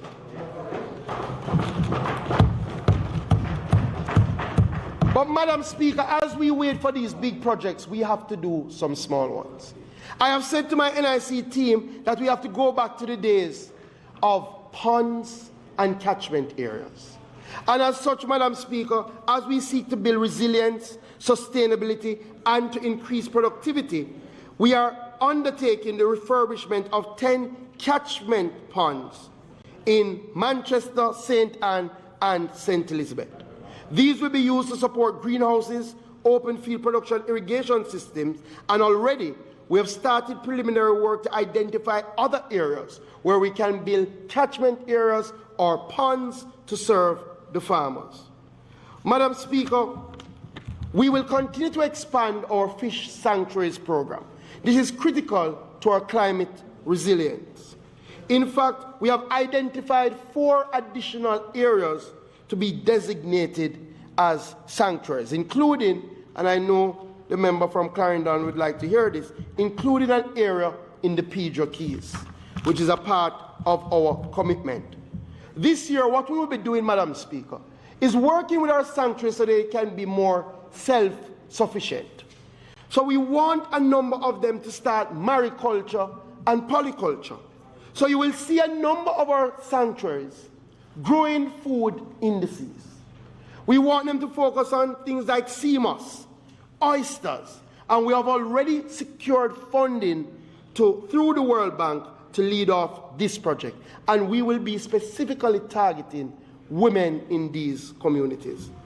Madam Speaker, oftentimes we don't speak about our public gardens, but as we face the reality of climate change, our public gardens have to be at the forefront of what we do. And COVID-19 has brought to the fore that we need more green spaces. This year, we'll be undertaking the following. In St. Thomas, we will be rehabilitating the Bath Botanical Gardens, including a renovation of the perimeter fence and entrance, a construction of a new bathroom for persons with disabilities. We will be labeling all the plants, installing storyboards, and renovating the gazebos. In St. Mary, we have a 5-year, €6 million project for the Castleton Botanical Gardens. Member Dunn, we will be seeing to an overall management system for the Wagwater River. We will do a complete landscape remodel of Castleton. We will improve the perimeter fence, and we will increase biodiversity and install a new shade house. We will also, Madam Speaker, be partnering with Minister Bartlett and the Tourism Enhancement Fund. And we will be embarking on the Holland Bamboo replanting project to the tune of $8 million. We will bring back the former glory of Holland Bamboo. Madam Speaker, I have tasked the Public Gardens team to identify areas in each parish for green spaces. So I say to members of Parliament, if you have suggestions, reach out to our Public Gardens team. We want a botanical garden in each parish, at minimum. I would say in each constituency, but let us start with each parish until we get that done. Madam Speaker, my final segment speaks about export expansion. Madam Speaker, you know, you might not know, and this part is critical. Madam Speaker, despite the challenges of COVID-19, despite the extreme weather conditions, in 2020, the agriculture sector realized an 8.4% increase in export earnings.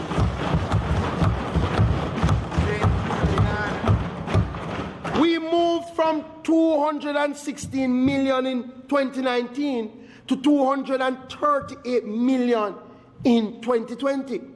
So, Madam Speaker, when we analyze figures in this House, we have to dig deeper. Because I heard a presentation that made it appear as if our exports were in decline. But, Madam Speaker, let me explain to you. If you look at sugar, and if you look at cocoa, you may say our exports are in decline, but you have to look at the new face of agriculture. You have to look at the new winners, the new face of food. Madam Speaker, from Madam Speaker, your constituency in South Trelawney, yams earned US $37 million from export, up 24%. Aki, a lot of it from Clarendon. Aki earned US $31 million, up 7% over last year. And Madam Speaker, let's speak about value added.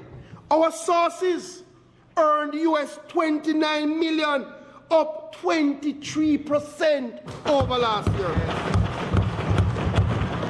And you know I have to talk a little bit about mangoes. In the first year, we exported, this is 2019, we exported 1,300 boxes of mangoes. Last year, Madam Speaker, we exported over 9,000 boxes of mangoes. And Madam Speaker, the season has just started. And we have real challenges because of the connections and the flights and COVID-19. But already we have sent over 2,000 boxes of mango to the US and to the United Kingdom. So, Madam Speaker, this government, this ministry is focused on exports. And let me tell you a little about what we're doing. Madam Speaker, our plant quarantine branch has submitted the requisite documentation, and they have received official clearance for Jamaica to recommence export to the United Kingdom of commodities such as mangoes, pineapples, coconuts, citrus, bananas, apples, pawpaw, and guava. Most of those we could not send prior to this year. But it doesn't stop there, Madam Speaker, because working with our partners in the UK, we are now also able to send yams, sweet potatoes, cocoa, dasheen, and hot peppers without requiring a plant pest declaration, because they are now considered low risk. So all our exporters need is a pest-free certificate from the plant quarantine, and they can ship the yam, the cocoa, the dasheen to the United Kingdom. Here, here. Madam Speaker, the potential market is US $175 million. And as such, I'm calling on the private sector to see this as an opportunity to invest in agriculture, ramp up production, and let us satisfy some of those markets. Madam Speaker, additionally, we've been in talks with the Ministry of Foreign Affairs, and we have officially requested market access for pork, sea cucumbers, crabs, oysters, and conch to China. And we now await their requirements. But the discussions have been going well, and we see a potential US $30 million market waiting for us there. Madam Speaker, I've done something else. I've established what we call the A-team, the Agriculture Trade Enforcement Advisory Mechanism. This is a technical team which includes the trade unit of the ministry, the Ministry of Foreign Affairs, plant quarantine, veterinary services, and what this will do, Member Hilton, is identify and address non-tariff barriers that are impeding the exportation of Jamaican agricultural produce. We are focused on export. So, Madam Speaker, continuing the good news, the National Fisheries Authority has reported that it has completed its assessment of the status of sea cucumber fish population around the island shelf and the Pedro Banks, and that based on the numbers it will support the establishment of a small-scale sustainable fishery for a very high-valued product. Madam Speaker, you might not know, but sea cucumber in the Asian market fetches US $385 per kilogram. We believe that we here in Jamaica can harvest up to 30 tons of wet weight per year, which would give us up to US $30 million worth of exports. So, Madam Speaker, I'm pleased to announce that I'm opening a limited entry commercial fishery for sea cucumbers to commence September 1st, 2021.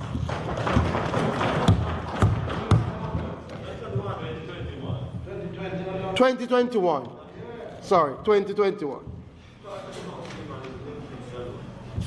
Madam Speaker, in relation to mangoes, we have earmarked $128 million to put in the infrastructure for roads and water to build out 1,000 acres of mango orchards starting this financial year. We invite our private sector to contact the Agro-investment Corporation to see how they can become involved. Additionally, Madam Speaker, we have been approved by the USDA to construct a hot water treatment plant here in Jamaica. Madam Speaker, I talk about the mango numbers, but you may not know. When the mangoes leave here, despite being on a managed program where we have to assess the amount of fruit flies, when they leave here, they have to go to another state to be irradiated before they can be sold in the United States. With this hot water treatment plant, we will not have to do that. And anybody who has a mango tree in their home can send their mangoes so we can treat it here and we can export it. This is game-changing, Madam Speaker. The good news is we already have a private partner who is committed to build the hot water treatment plant. And we expect that this plant will be built before the next mango season. Yes, sir. Madam Speaker, I just have two more. Ackee is our yellow gold. Through public-private partnership, we are seeking to build out at least 1,000 acres of ackee over the next 3 years. We are also going to engage those who now have trees so that we can provide them some training, and along with those who participate in the industry so that they can know the proper practices of pruning and reaping so that we can drive up our ackee production. We, Madam Speaker, are going after the ackee market worldwide because we have a competitive advantage. Madam Speaker, we've also identified turmeric as one of the crop lines with tremendous local and export potential. In this vein, we are strengthening our turmeric industry by putting 20 acres into planting material. Madam Speaker, I am pleased to announce that to facilitate the export market for turmeric, we are waiving all of JACRA's administrative fees for the next 2 years so that people can export their turmeric and tap into that viable market. Colleague members of Parliament, Madam Speaker, farmers, fishers, Jamaicans, we are at a most critical juncture in the history of our country. This pandemic has rearranged our lives and our world. The one thing that has remained true is that the countries who will survive are those that can feed themselves. Countries that can turn crisis into opportunity. Countries that value, appreciate, and regard agriculture and fisheries. I saw a social media viral video of Tamara Happyface Kwanda from Zambia. And I think she said it best. Agriculture should be seen as the oxygen of the economy. Critically vital, the most vital element for survival. Madam Speaker, we have a long, challenging road ahead of us. But I am assured on this journey that I have the most talented, innovative, and hard-working people with me, the farmers and fishers of Jamaica.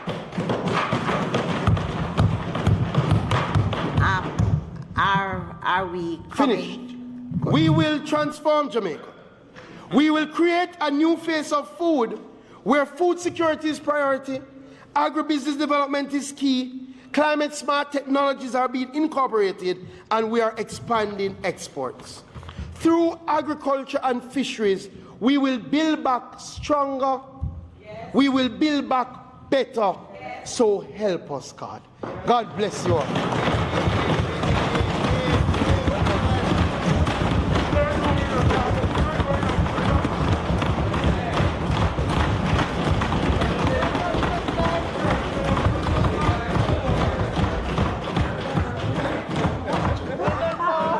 Madam Speaker, I'm sure this House has been treated to an excellent presentation from the Minister of Agriculture and Fisheries. But, Madam Speaker, while we make the point of the excellence of these presentations, we have to remind the Honourable House in relation to the timelines and to make it quite clear that an allowance is given on this occasion, but it may not be the case here on in. But congratulations again, Minister. Very, very well spoken. Madam Speaker, the other matters to be taken, the member from Central Clarendon and chairman of the Privilege Committee will do his request for approval of his resolution, and then we will have two bills taken together: the Judiciary Appellate Jurisdiction Amendment Act by the Minister of Justice, and then the Trademark Amendment Act by the Minister of Industry, Investment and Commerce. May it please you, Madam Speaker. Madam Speaker, I now move for the suspension of the standing orders to enable me to make the motion of notice which I gave notice of earlier. The question is that the standing orders be amended to allow the chairman to take the motion, notice of which he gave earlier. Those in favor? Those against? The ayes have it. Chairman? The question is that the standing orders be suspended and to enable the Speaker to take the motion of which we gave earlier. Those in favour and those against. And Madam Speaker, I now move that the notice which I gave earlier be approved. Those in favour? Aye. Those against? The ayes have it.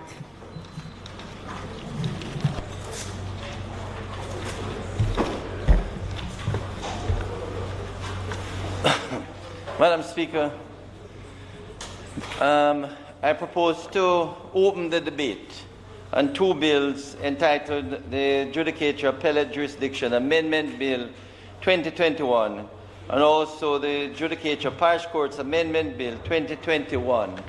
And Madam Speaker, I'm opening today. The bills haven't been laid on the floor of the House for the past 3 weeks, and we have asked the public at large to make comments on these bills, but no comments to date have come from any stakeholders or members of the public. And I thought it best, Madam Speaker, to at least let the public know that we intend to take this bill to completion, not today, but by opening the bill today and perhaps leaving it for another week or two, then at least the stakeholders and members of the public may have some interest in deciding to make any comments which they can pass on to other members of the House to make their comments, and in closing, I would respond to them. Madam Speaker, these bills are generally known as the right of appeal of the prosecution. And this, Madam Speaker, is fairly new in most jurisdictions. Indeed, Madam Speaker, it only came about in 2003 in the United Kingdom in response to a matter from 1990, the end of the last century, when a young man, Stephen Lawrence in the UK, was actually killed, and in fact, five white men were acquitted, and it raised great doubts as to whether justice was being done. But subsequent to that, Madam Speaker, additional evidence, mainly forensic, was brought to the fore that showed that, in fact, Stephen Lawrence in the UK was actually brutally murdered, and the prosecution was able to bring in the additional evidence to convict those persons. And England in 2003 therefore put in place a right of appeal. So, Madam Speaker, we have looked at the English legislation plus other CARICOM jurisdictions to look at how they have agreed to the right of appeal.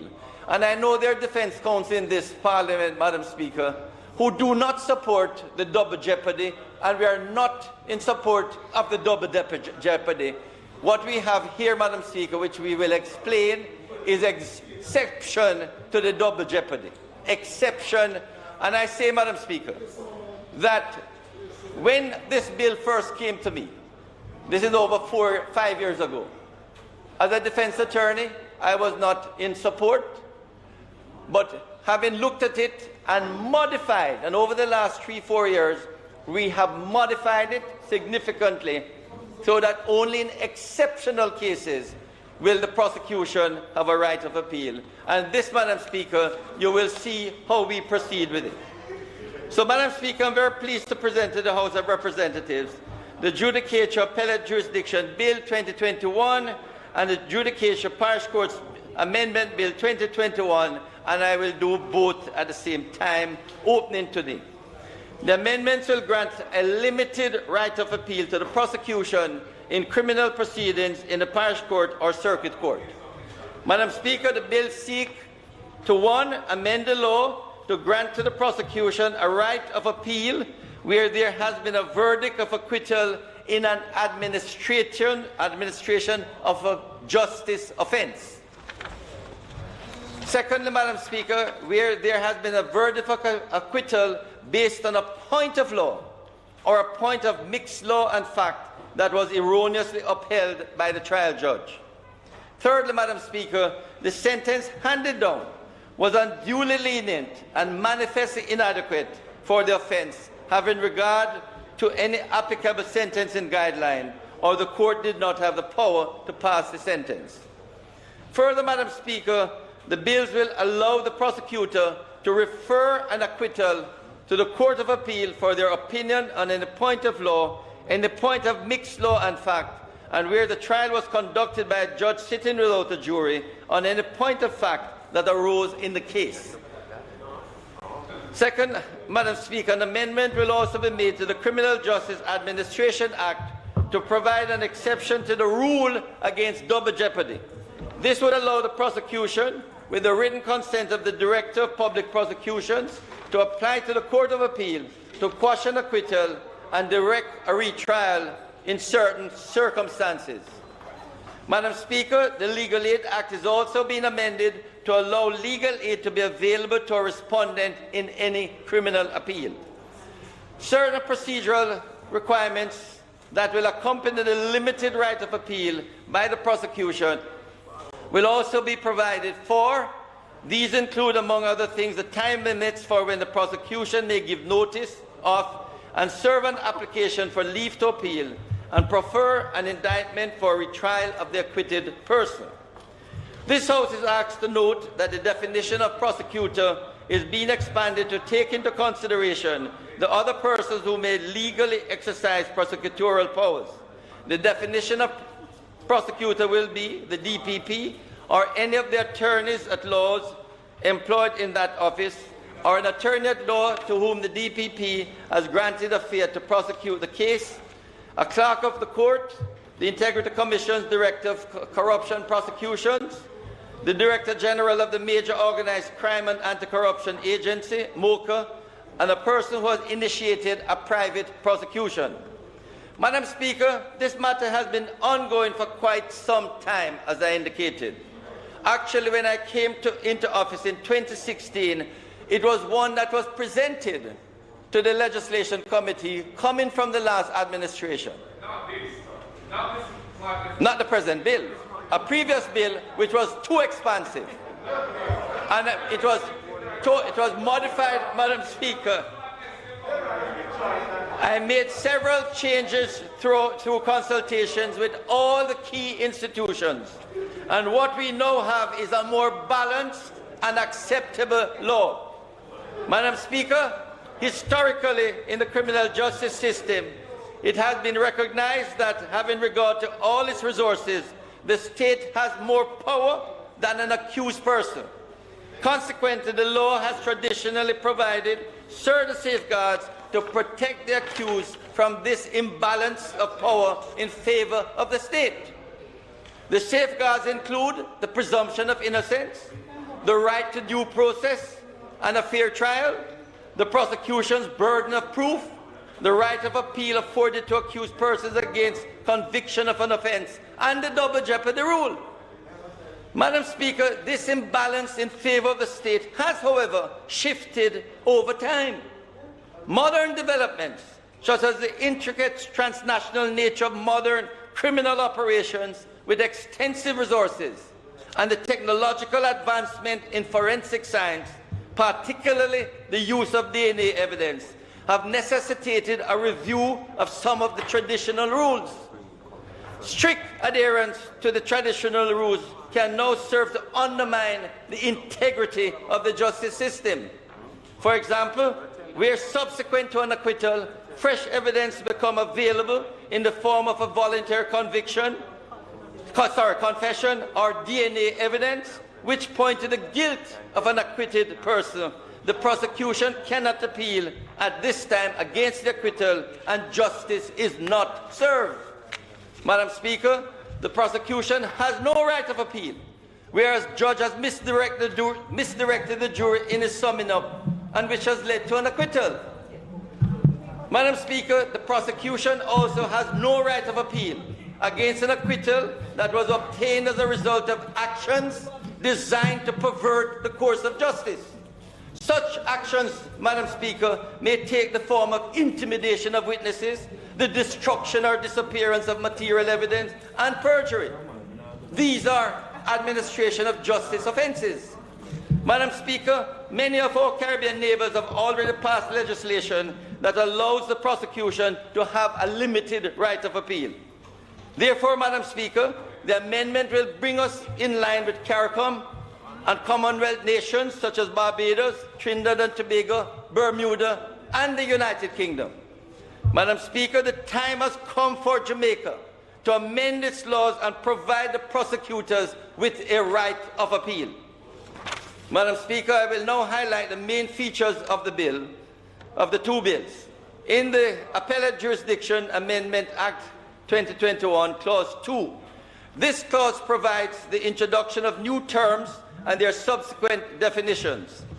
Madam Speaker, the clause introduces new terms such as administration of justice offence, which has been defined to mean any offence of perverting the course of justice, perjury, bribery, or intimidation of, or interference with a witness, juror, or judicial officer. The clause also expands the definition of prosecutor, which will be elucidated, which I elucidated earlier. Madam Speaker, Clause 2 further empowers the prosecutor to appeal to the Court of Appeal against a decision of a judge of the Supreme Court on any point of law, any point of mixed law and fact, or on the ground that there has been an administration of justice offence in instances where the decision results in an acquittal or another form of termination of the case. The clause also empowers the prosecutor to appeal to the Court of Appeal against any sentence imposed by the Supreme Court on the basis that the court did not have the power to impose the sentence, or the sentence imposed was manifestly inadequate or unduly lenient unless the sentence imposed is the maximum allowed under law. Madam Speaker, the clause goes on to set out the procedural requirements in filing the appeal and the process upon the appeal being filed. Notably, Madam Speaker, once the Court of Appeal has heard the appeal with respect to any point of mixed law and fact, or on the ground that there has been an administration of justice offence, the Court is empowered to quash the decision made by the trial judge and substitute an appropriate decision, or affirm the decision and dismiss the appeal. The Court of Appeal has the same power regarding sentences appeal, that is, either to quash the sentence imposed by the trial court and substitute an appropriate sentence, or affirm the sentence handed down at trial. Madam Speaker, Clause 3 amends Section 19 of the Act to expand the right of appeal to include the prosecutor. Clause 4, Madam Speaker, amends Section 21 of the Act to allow any appeal to be made. Clause 5, Madam Speaker, allows the prosecutor to refer an acquittal that had been tried on indictment or information by virtue of a special statutory summary jurisdiction to the Court of Appeal for their opinion on any point of law, any point of mixed law and fact, or where the trial was conducted by a judge sitting without a jury, any point of fact that may arise in the case.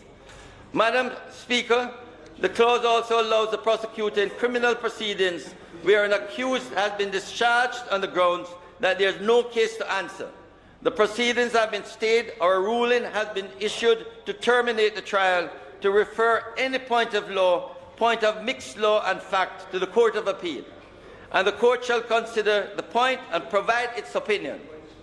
Importantly, it must be noted that the reference will not affect the trial or any acquittal. Clause 6, Madam Speaker, seeks to consequentially amend other pieces of legislation. The clause amends the Legal Aid Act to allow legal aid to be available to a respondent in criminal appeals by a prosecutor. Madam Speaker, the clause goes on to amend the Criminal Justice Administration Act to provide an exception to the rule against double jeopardy. This would allow the DPP or another prosecutor, with the consent of the DPP, to apply to the Court of Appeal to quash an acquittal and direct a retrial in specific circumstances. That is where there's new evidence, where the new evidence is compelling, and where it is in the public interest for the case to be retried. The retrial, Madam Speaker, would only apply to cases where a person has been acquitted of an offence in proceedings and indictment on information by virtue of the special statutory summary jurisdiction of a judge of a parish court, or an appeal against conviction. Madam Speaker, the Parish Courts Amendment Act is similar in many ways, but the slight adjustments I will now note. Clause 2 of the Parish Courts Amendment Act, Madam Speaker, provides the introduction of new terms and their subsequent definitions. The clause introduces new terms, Madam Speaker, such as the administration of justice offence, which has been defined to mean any offence of perverting the course of justice, perjury, bribery, or intimidation of, or interference with a witness, juror, or judicial officer. The clause also expands, Madam Speaker, the definition of prosecutor, which was elucidated earlier. Clause 2 further empowers the prosecutor to appeal to the Court of Appeal against a decision of a judge of the Supreme Court on any point of law, any point of mixed law and fact, or on the ground that there has been an administration of justice offence in instances where the decision results in an acquittal or another form of termination of the case. The clause also empowers the prosecutor to appeal to the Court of Appeal against any sentence imposed by the Supreme Court on the basis that the court did not have the power to impose the sentence, or the sentence imposed was manifestly inadequate or unduly lenient unless the sentence imposed is the maximum allowed under law. Madam Speaker, the clause goes on to set out the procedural requirements in filing the appeal and the process upon appeal being filed. Notably, Madam Speaker, once the Court of Appeal has heard the appeal with respect to any point of mixed law and fact, or on the ground that there has been an administration offence, of justice offence, the court is empowered to quash the decision made by the trial judge and substitute an appropriate decision or affirm the decision and dismiss the appeal. The Court of Appeal has the same power regarding sentences appealed, that is, either quash the sentence imposed by the trial court and substitute an appropriate sentence or affirm the sentence handed down the trial. Clause 3, Madam Speaker, provides a revamping of sections 293 and 305 of the Act so as to provide a more coherent and cohesive ordering of the sections. Madam Speaker, these are the clauses which will be affected. But I want to indicate to this House, we have never had this right of appeal because it is felt that once you have a trial and the man is acquitted, that should be it. That has been the common law position for centuries. The truth of the matter, Madam Speaker, is that in the past few decades, it has been recognized well that there are many cases where witnesses have been interfered with, witnesses have been prevented from giving evidence, and where DNA evidence was not available at the time of trial to demonstrate the guilt of the person, and therefore the accused is able to get a not guilty verdict, and justice in those circumstances are not served. And what we have tried to do, Madam Speaker, is not to knock away the double jeopardy rule, attrifois acquit. We want to look at the exceptional cases where justice demands that because of perjury, because of various breaches, that the person who has been acquitted should really not be acquitted because the evidence is pointing the other way. And with additional material, especially the new evidence, as Madam Speaker, I pointed out with Steve Lawrence's case in London, where grave injustice was done, but after additional research, the DNA evidence was able to convict these men who were clearly engaged in a hate crime. It's less than 30 years ago. The point, Madam Speaker, is the defense does have the right to appeal. No problem. But at the same time, Madam Speaker, where points of law have to be adjudicated, no reason why it shouldn't go to the Court of Appeal. Points of mixed law and fact, where there's a combination. Obviously, that's what it says. So, Madam Speaker, I ask members to carefully examine the bill before you start dismissing it. The bills before you start dismissing it, and make your presentation if you have changes or suggestions where I'm willing to look at it. So, for the moment, Madam Speaker, I now ask that the debate be suspended until further notice. I will happily grant the suspension of your debate until further notice. Further notice.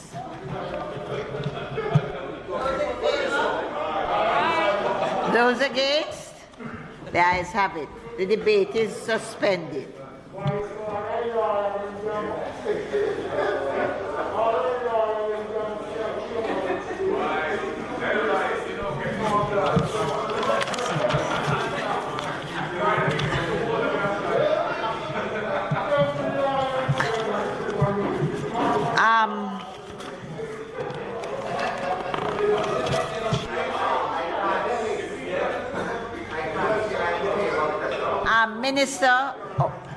Minister Shaw.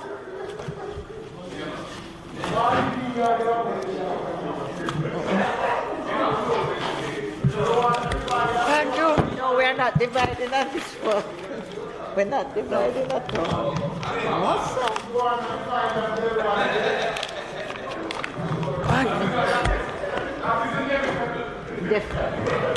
No, we're not dividing. Thank you. I'll put it down like that. Thank you. Thank you, Madam Speaker. The Parliament is invited to examine the bill which seeks to amend the Trademark Act of 1999. In Cabinet decision dated the 13th of May 2013, Cabinet gave approval for Jamaica's accession to the Madrid Protocol and the issuance of drafting instructions to the Chief Parliamentary Council for the requisite amendments to be made to the Trademarks Act and rules. The Trademarks Act 1999 is to be amended now to allow for the implementation of the Madrid Protocol in Jamaica and accession to the protocol. The Madrid Protocol is included in the Madrid system for the international registration of marks, which is governed by two treaties. The Madrid Agreement concerning the international registration of marks, 1981, the Madrid Protocol relating to the Madrid Agreement, adopted in 1989 and entered into force on December 1, 1995. The Madrid system of international registration of trademarks has two primary objectives, Madam Speaker: facilitating and obtaining of protection for trademarks and the more efficient management and adjudication. Consequently, a Jamaican applicant may file one application in English with JIPO and thereafter pay a fee to JIPO to obtain an international registration effective in all select member countries of the Madrid Protocol as decided by the trademark owner. Accordingly, this bill seeks to make provisions for the Madrid Protocol as it provides for, inter alia, the making of an international application and registration procedures, communication with the International Bureau, effecting an international registration, recordings of marks in the International Register, and the administration of fees in respect of the international registration of trademarks. Madam Speaker, the bill therefore seeks to amend the Trademarks Act to provide for administration locally of the international registration of a trademark, setting out the criteria for the international registration of a trademark, application procedure of international registration of trademarks, making provision for the opposition procedure for the international registration of a trademark, and administration of fees in respect of the international registration of trademarks. So, Madam Speaker, I want to stress to you the significance of the Madrid Protocol. While we are here now, outside of the protocol, if we want to export an item to 20 countries in the world, we have to apply to each of those 20 countries to have our trademark register. Right now, that's what we have to do now, Madam Speaker. When we adopt the Madrid Protocol, we only make one application. The protocol spreads it out to all of the countries that we want to export to. So that is the significance of it. And Madam Speaker, I must tell you, I can't understand why it has taken us so long to get to this point, but better late than never. So in a brief clause-by-clause analysis, Madam Speaker, the bill is entitled an act to amend the Trademark Act.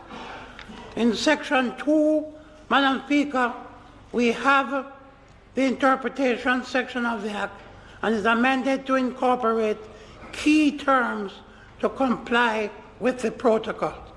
So these, of course, have to do with the various terms related to the Madrid Protocol and the Madrid Agreement.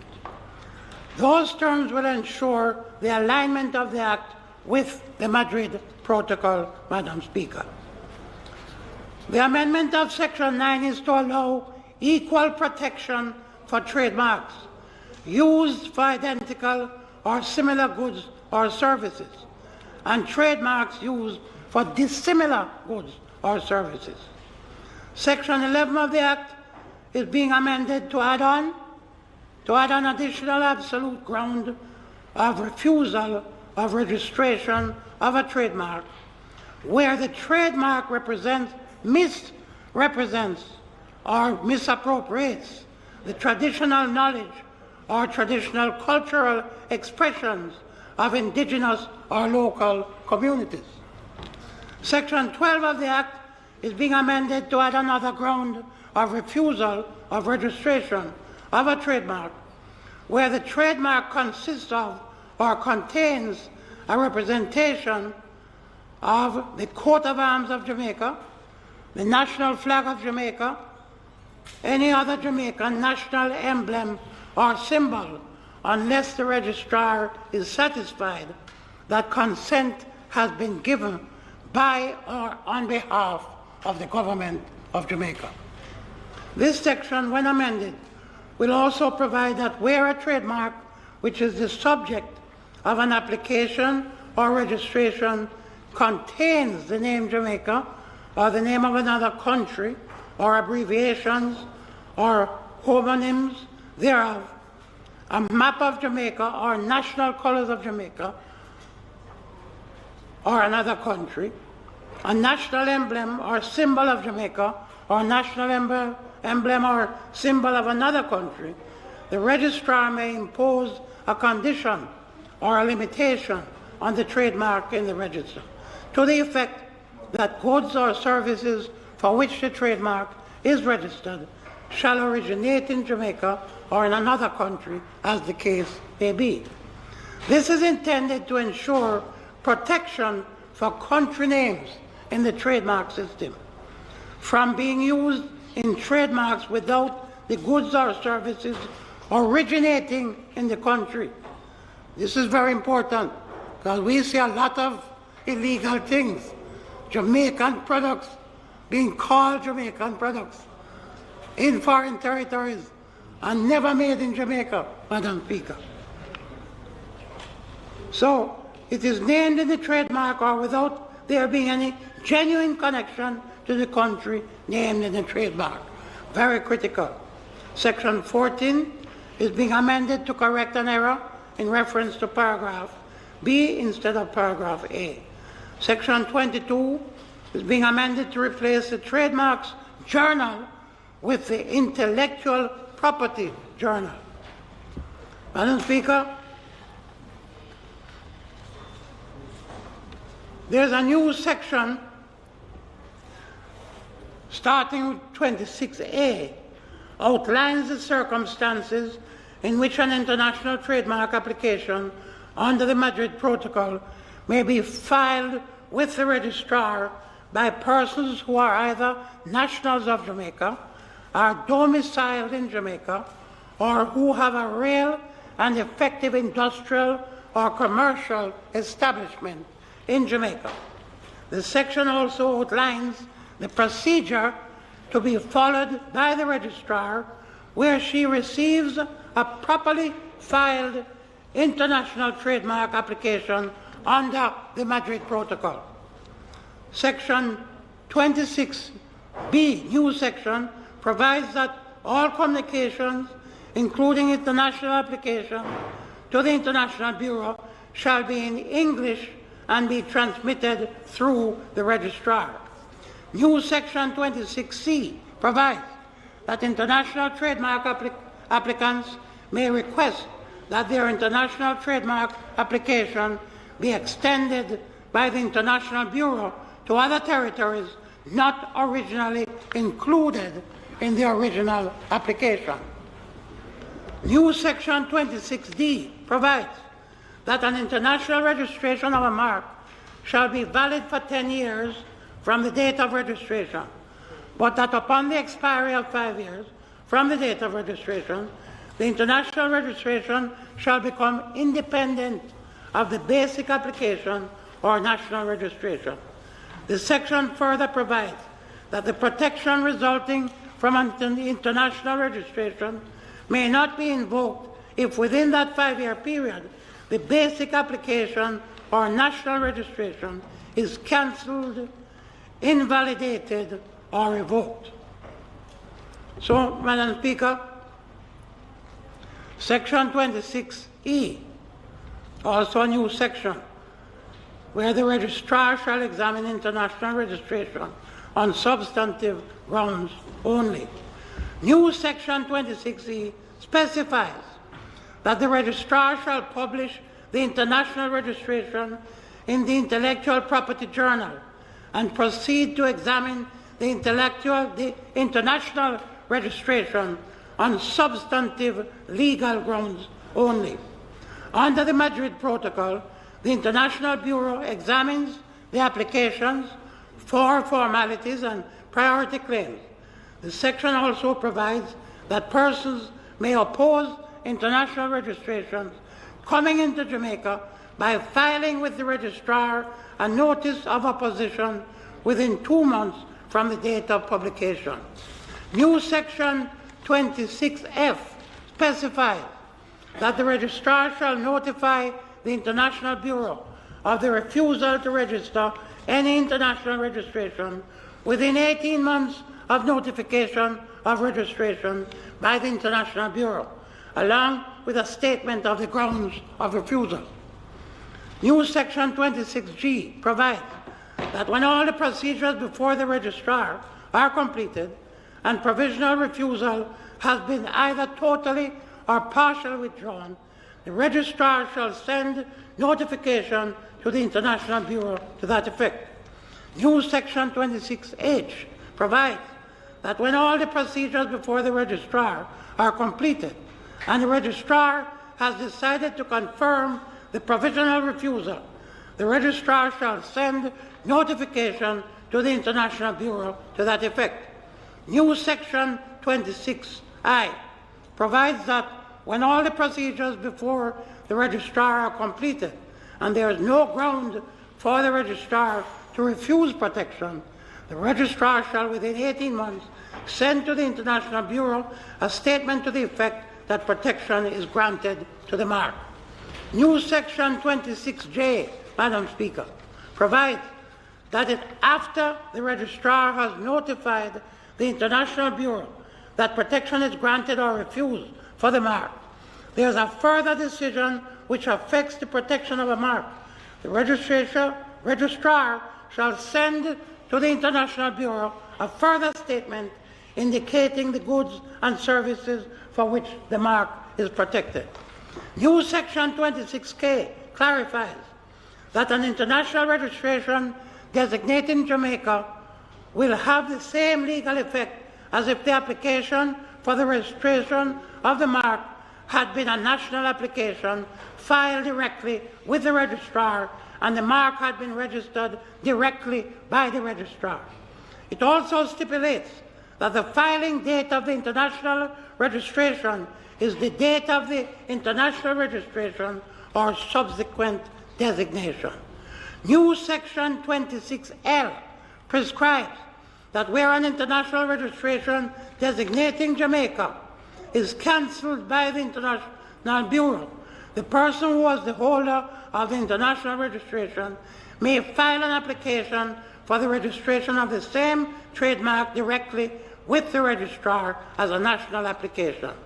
New Section 26M permits international registrations designating Jamaica to be renewed for a period of 10 years from the date of expiry of international registration. The application to renew an international registration must be filed directly with the International Bureau. New Section 26N requires that if an international registration designating Jamaica is a collective mark or a certification mark, it must comply with the provisions of the first and second schedules to the Trademark Act. New Section 26O stipulates that where a mark that is the subject of a national registration in Jamaica is also the subject of an international registration, and both registrations are in the name of the same person, the international registration shall be deemed to replace the national registration, subject to certain specified conditions. The holder of the international registration may request the registrar to take note of that international registration in the trademarks register. New Section 55A provides for preliminary search and advice service which allow persons to be given advice as to the registrability of a mark prior to application. The amendment of Section 558 is to replace Jamaica intellectual property, the word office, which is defined in Section 2. The amendment of Section 59 is also to replace Jamaica intellectual property office, the word office. The amendment of Section 60 is to clarify that any appeal that may be filed under the Act against a decision of the registrar must be filed within 28 days after the date of the decision, and that any decision, judgment, or order of the Court of Appeal on appeal concerning an international registration shall be communicated to the International Bureau by the registrar. New Section 61A provides that subject to Section 61B, 61C, 62A, any recording made in the International Register in respect of an international registration shall, to the extent that it applies to Jamaica as a designated contracting party, have the same effect as it had been recorded by the registrar in the Register of Trademarks at Jaipur. Under Section 61B, as I'm rounding down, Madam Speaker, the registrar may declare that a change in ownership of an international registration has no effect in Jamaica. The registrar must provide the reasons and the legal basis, and the holder of the international registration may request a review by the registrar within 28 days.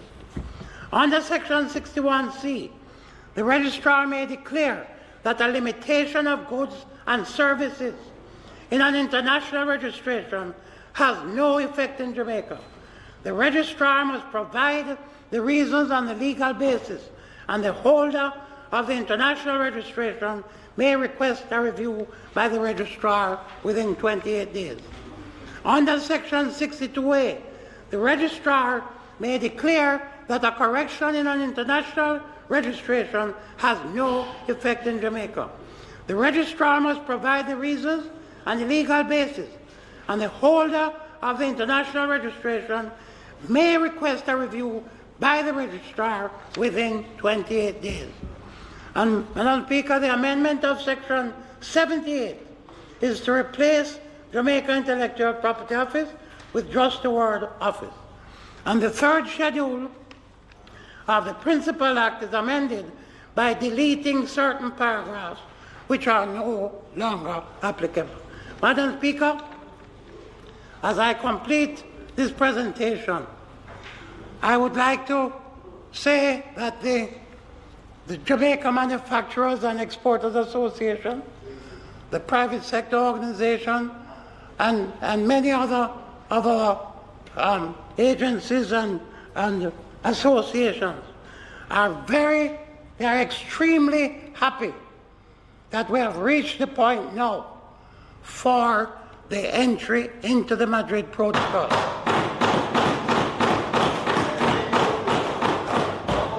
It is significant for us in the export market. It's significant for Jamaica in the processed food sector. We don't have to go register in 20, 30 countries. One registration with the Madrid Protocol and all 20, 30 countries are covered one time. So, Madam Speaker, as we move to embrace the Madrid Protocol, it will help us to change gears on the global marketplace. I end by saying and reminding everybody, the book of Job, chapter 14, verse 7. In the book of Job, Madam Speaker, it says, there is hope of a tree, if it be cut down, that it will sprout again, and from the tender branch thereof it shall not cease. God bless you, and thank you very much.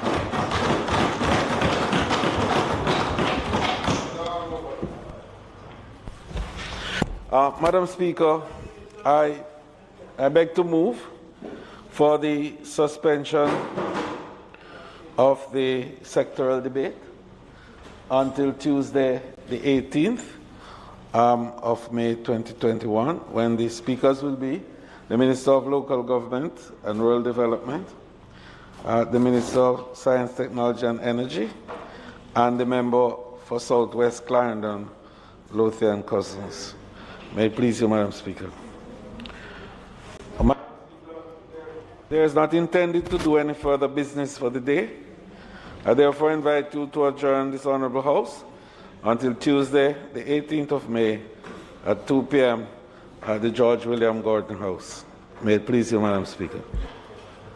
The question is that the sectoral debate be suspended until next Tuesday, and also those in favour, those against, the ayes have it, and also that this Honourable House be adjourned until next week Tuesday at 2 p.m. Those in favour? Aye. Those against? The ayes have it. This Honourable House is now adjourned.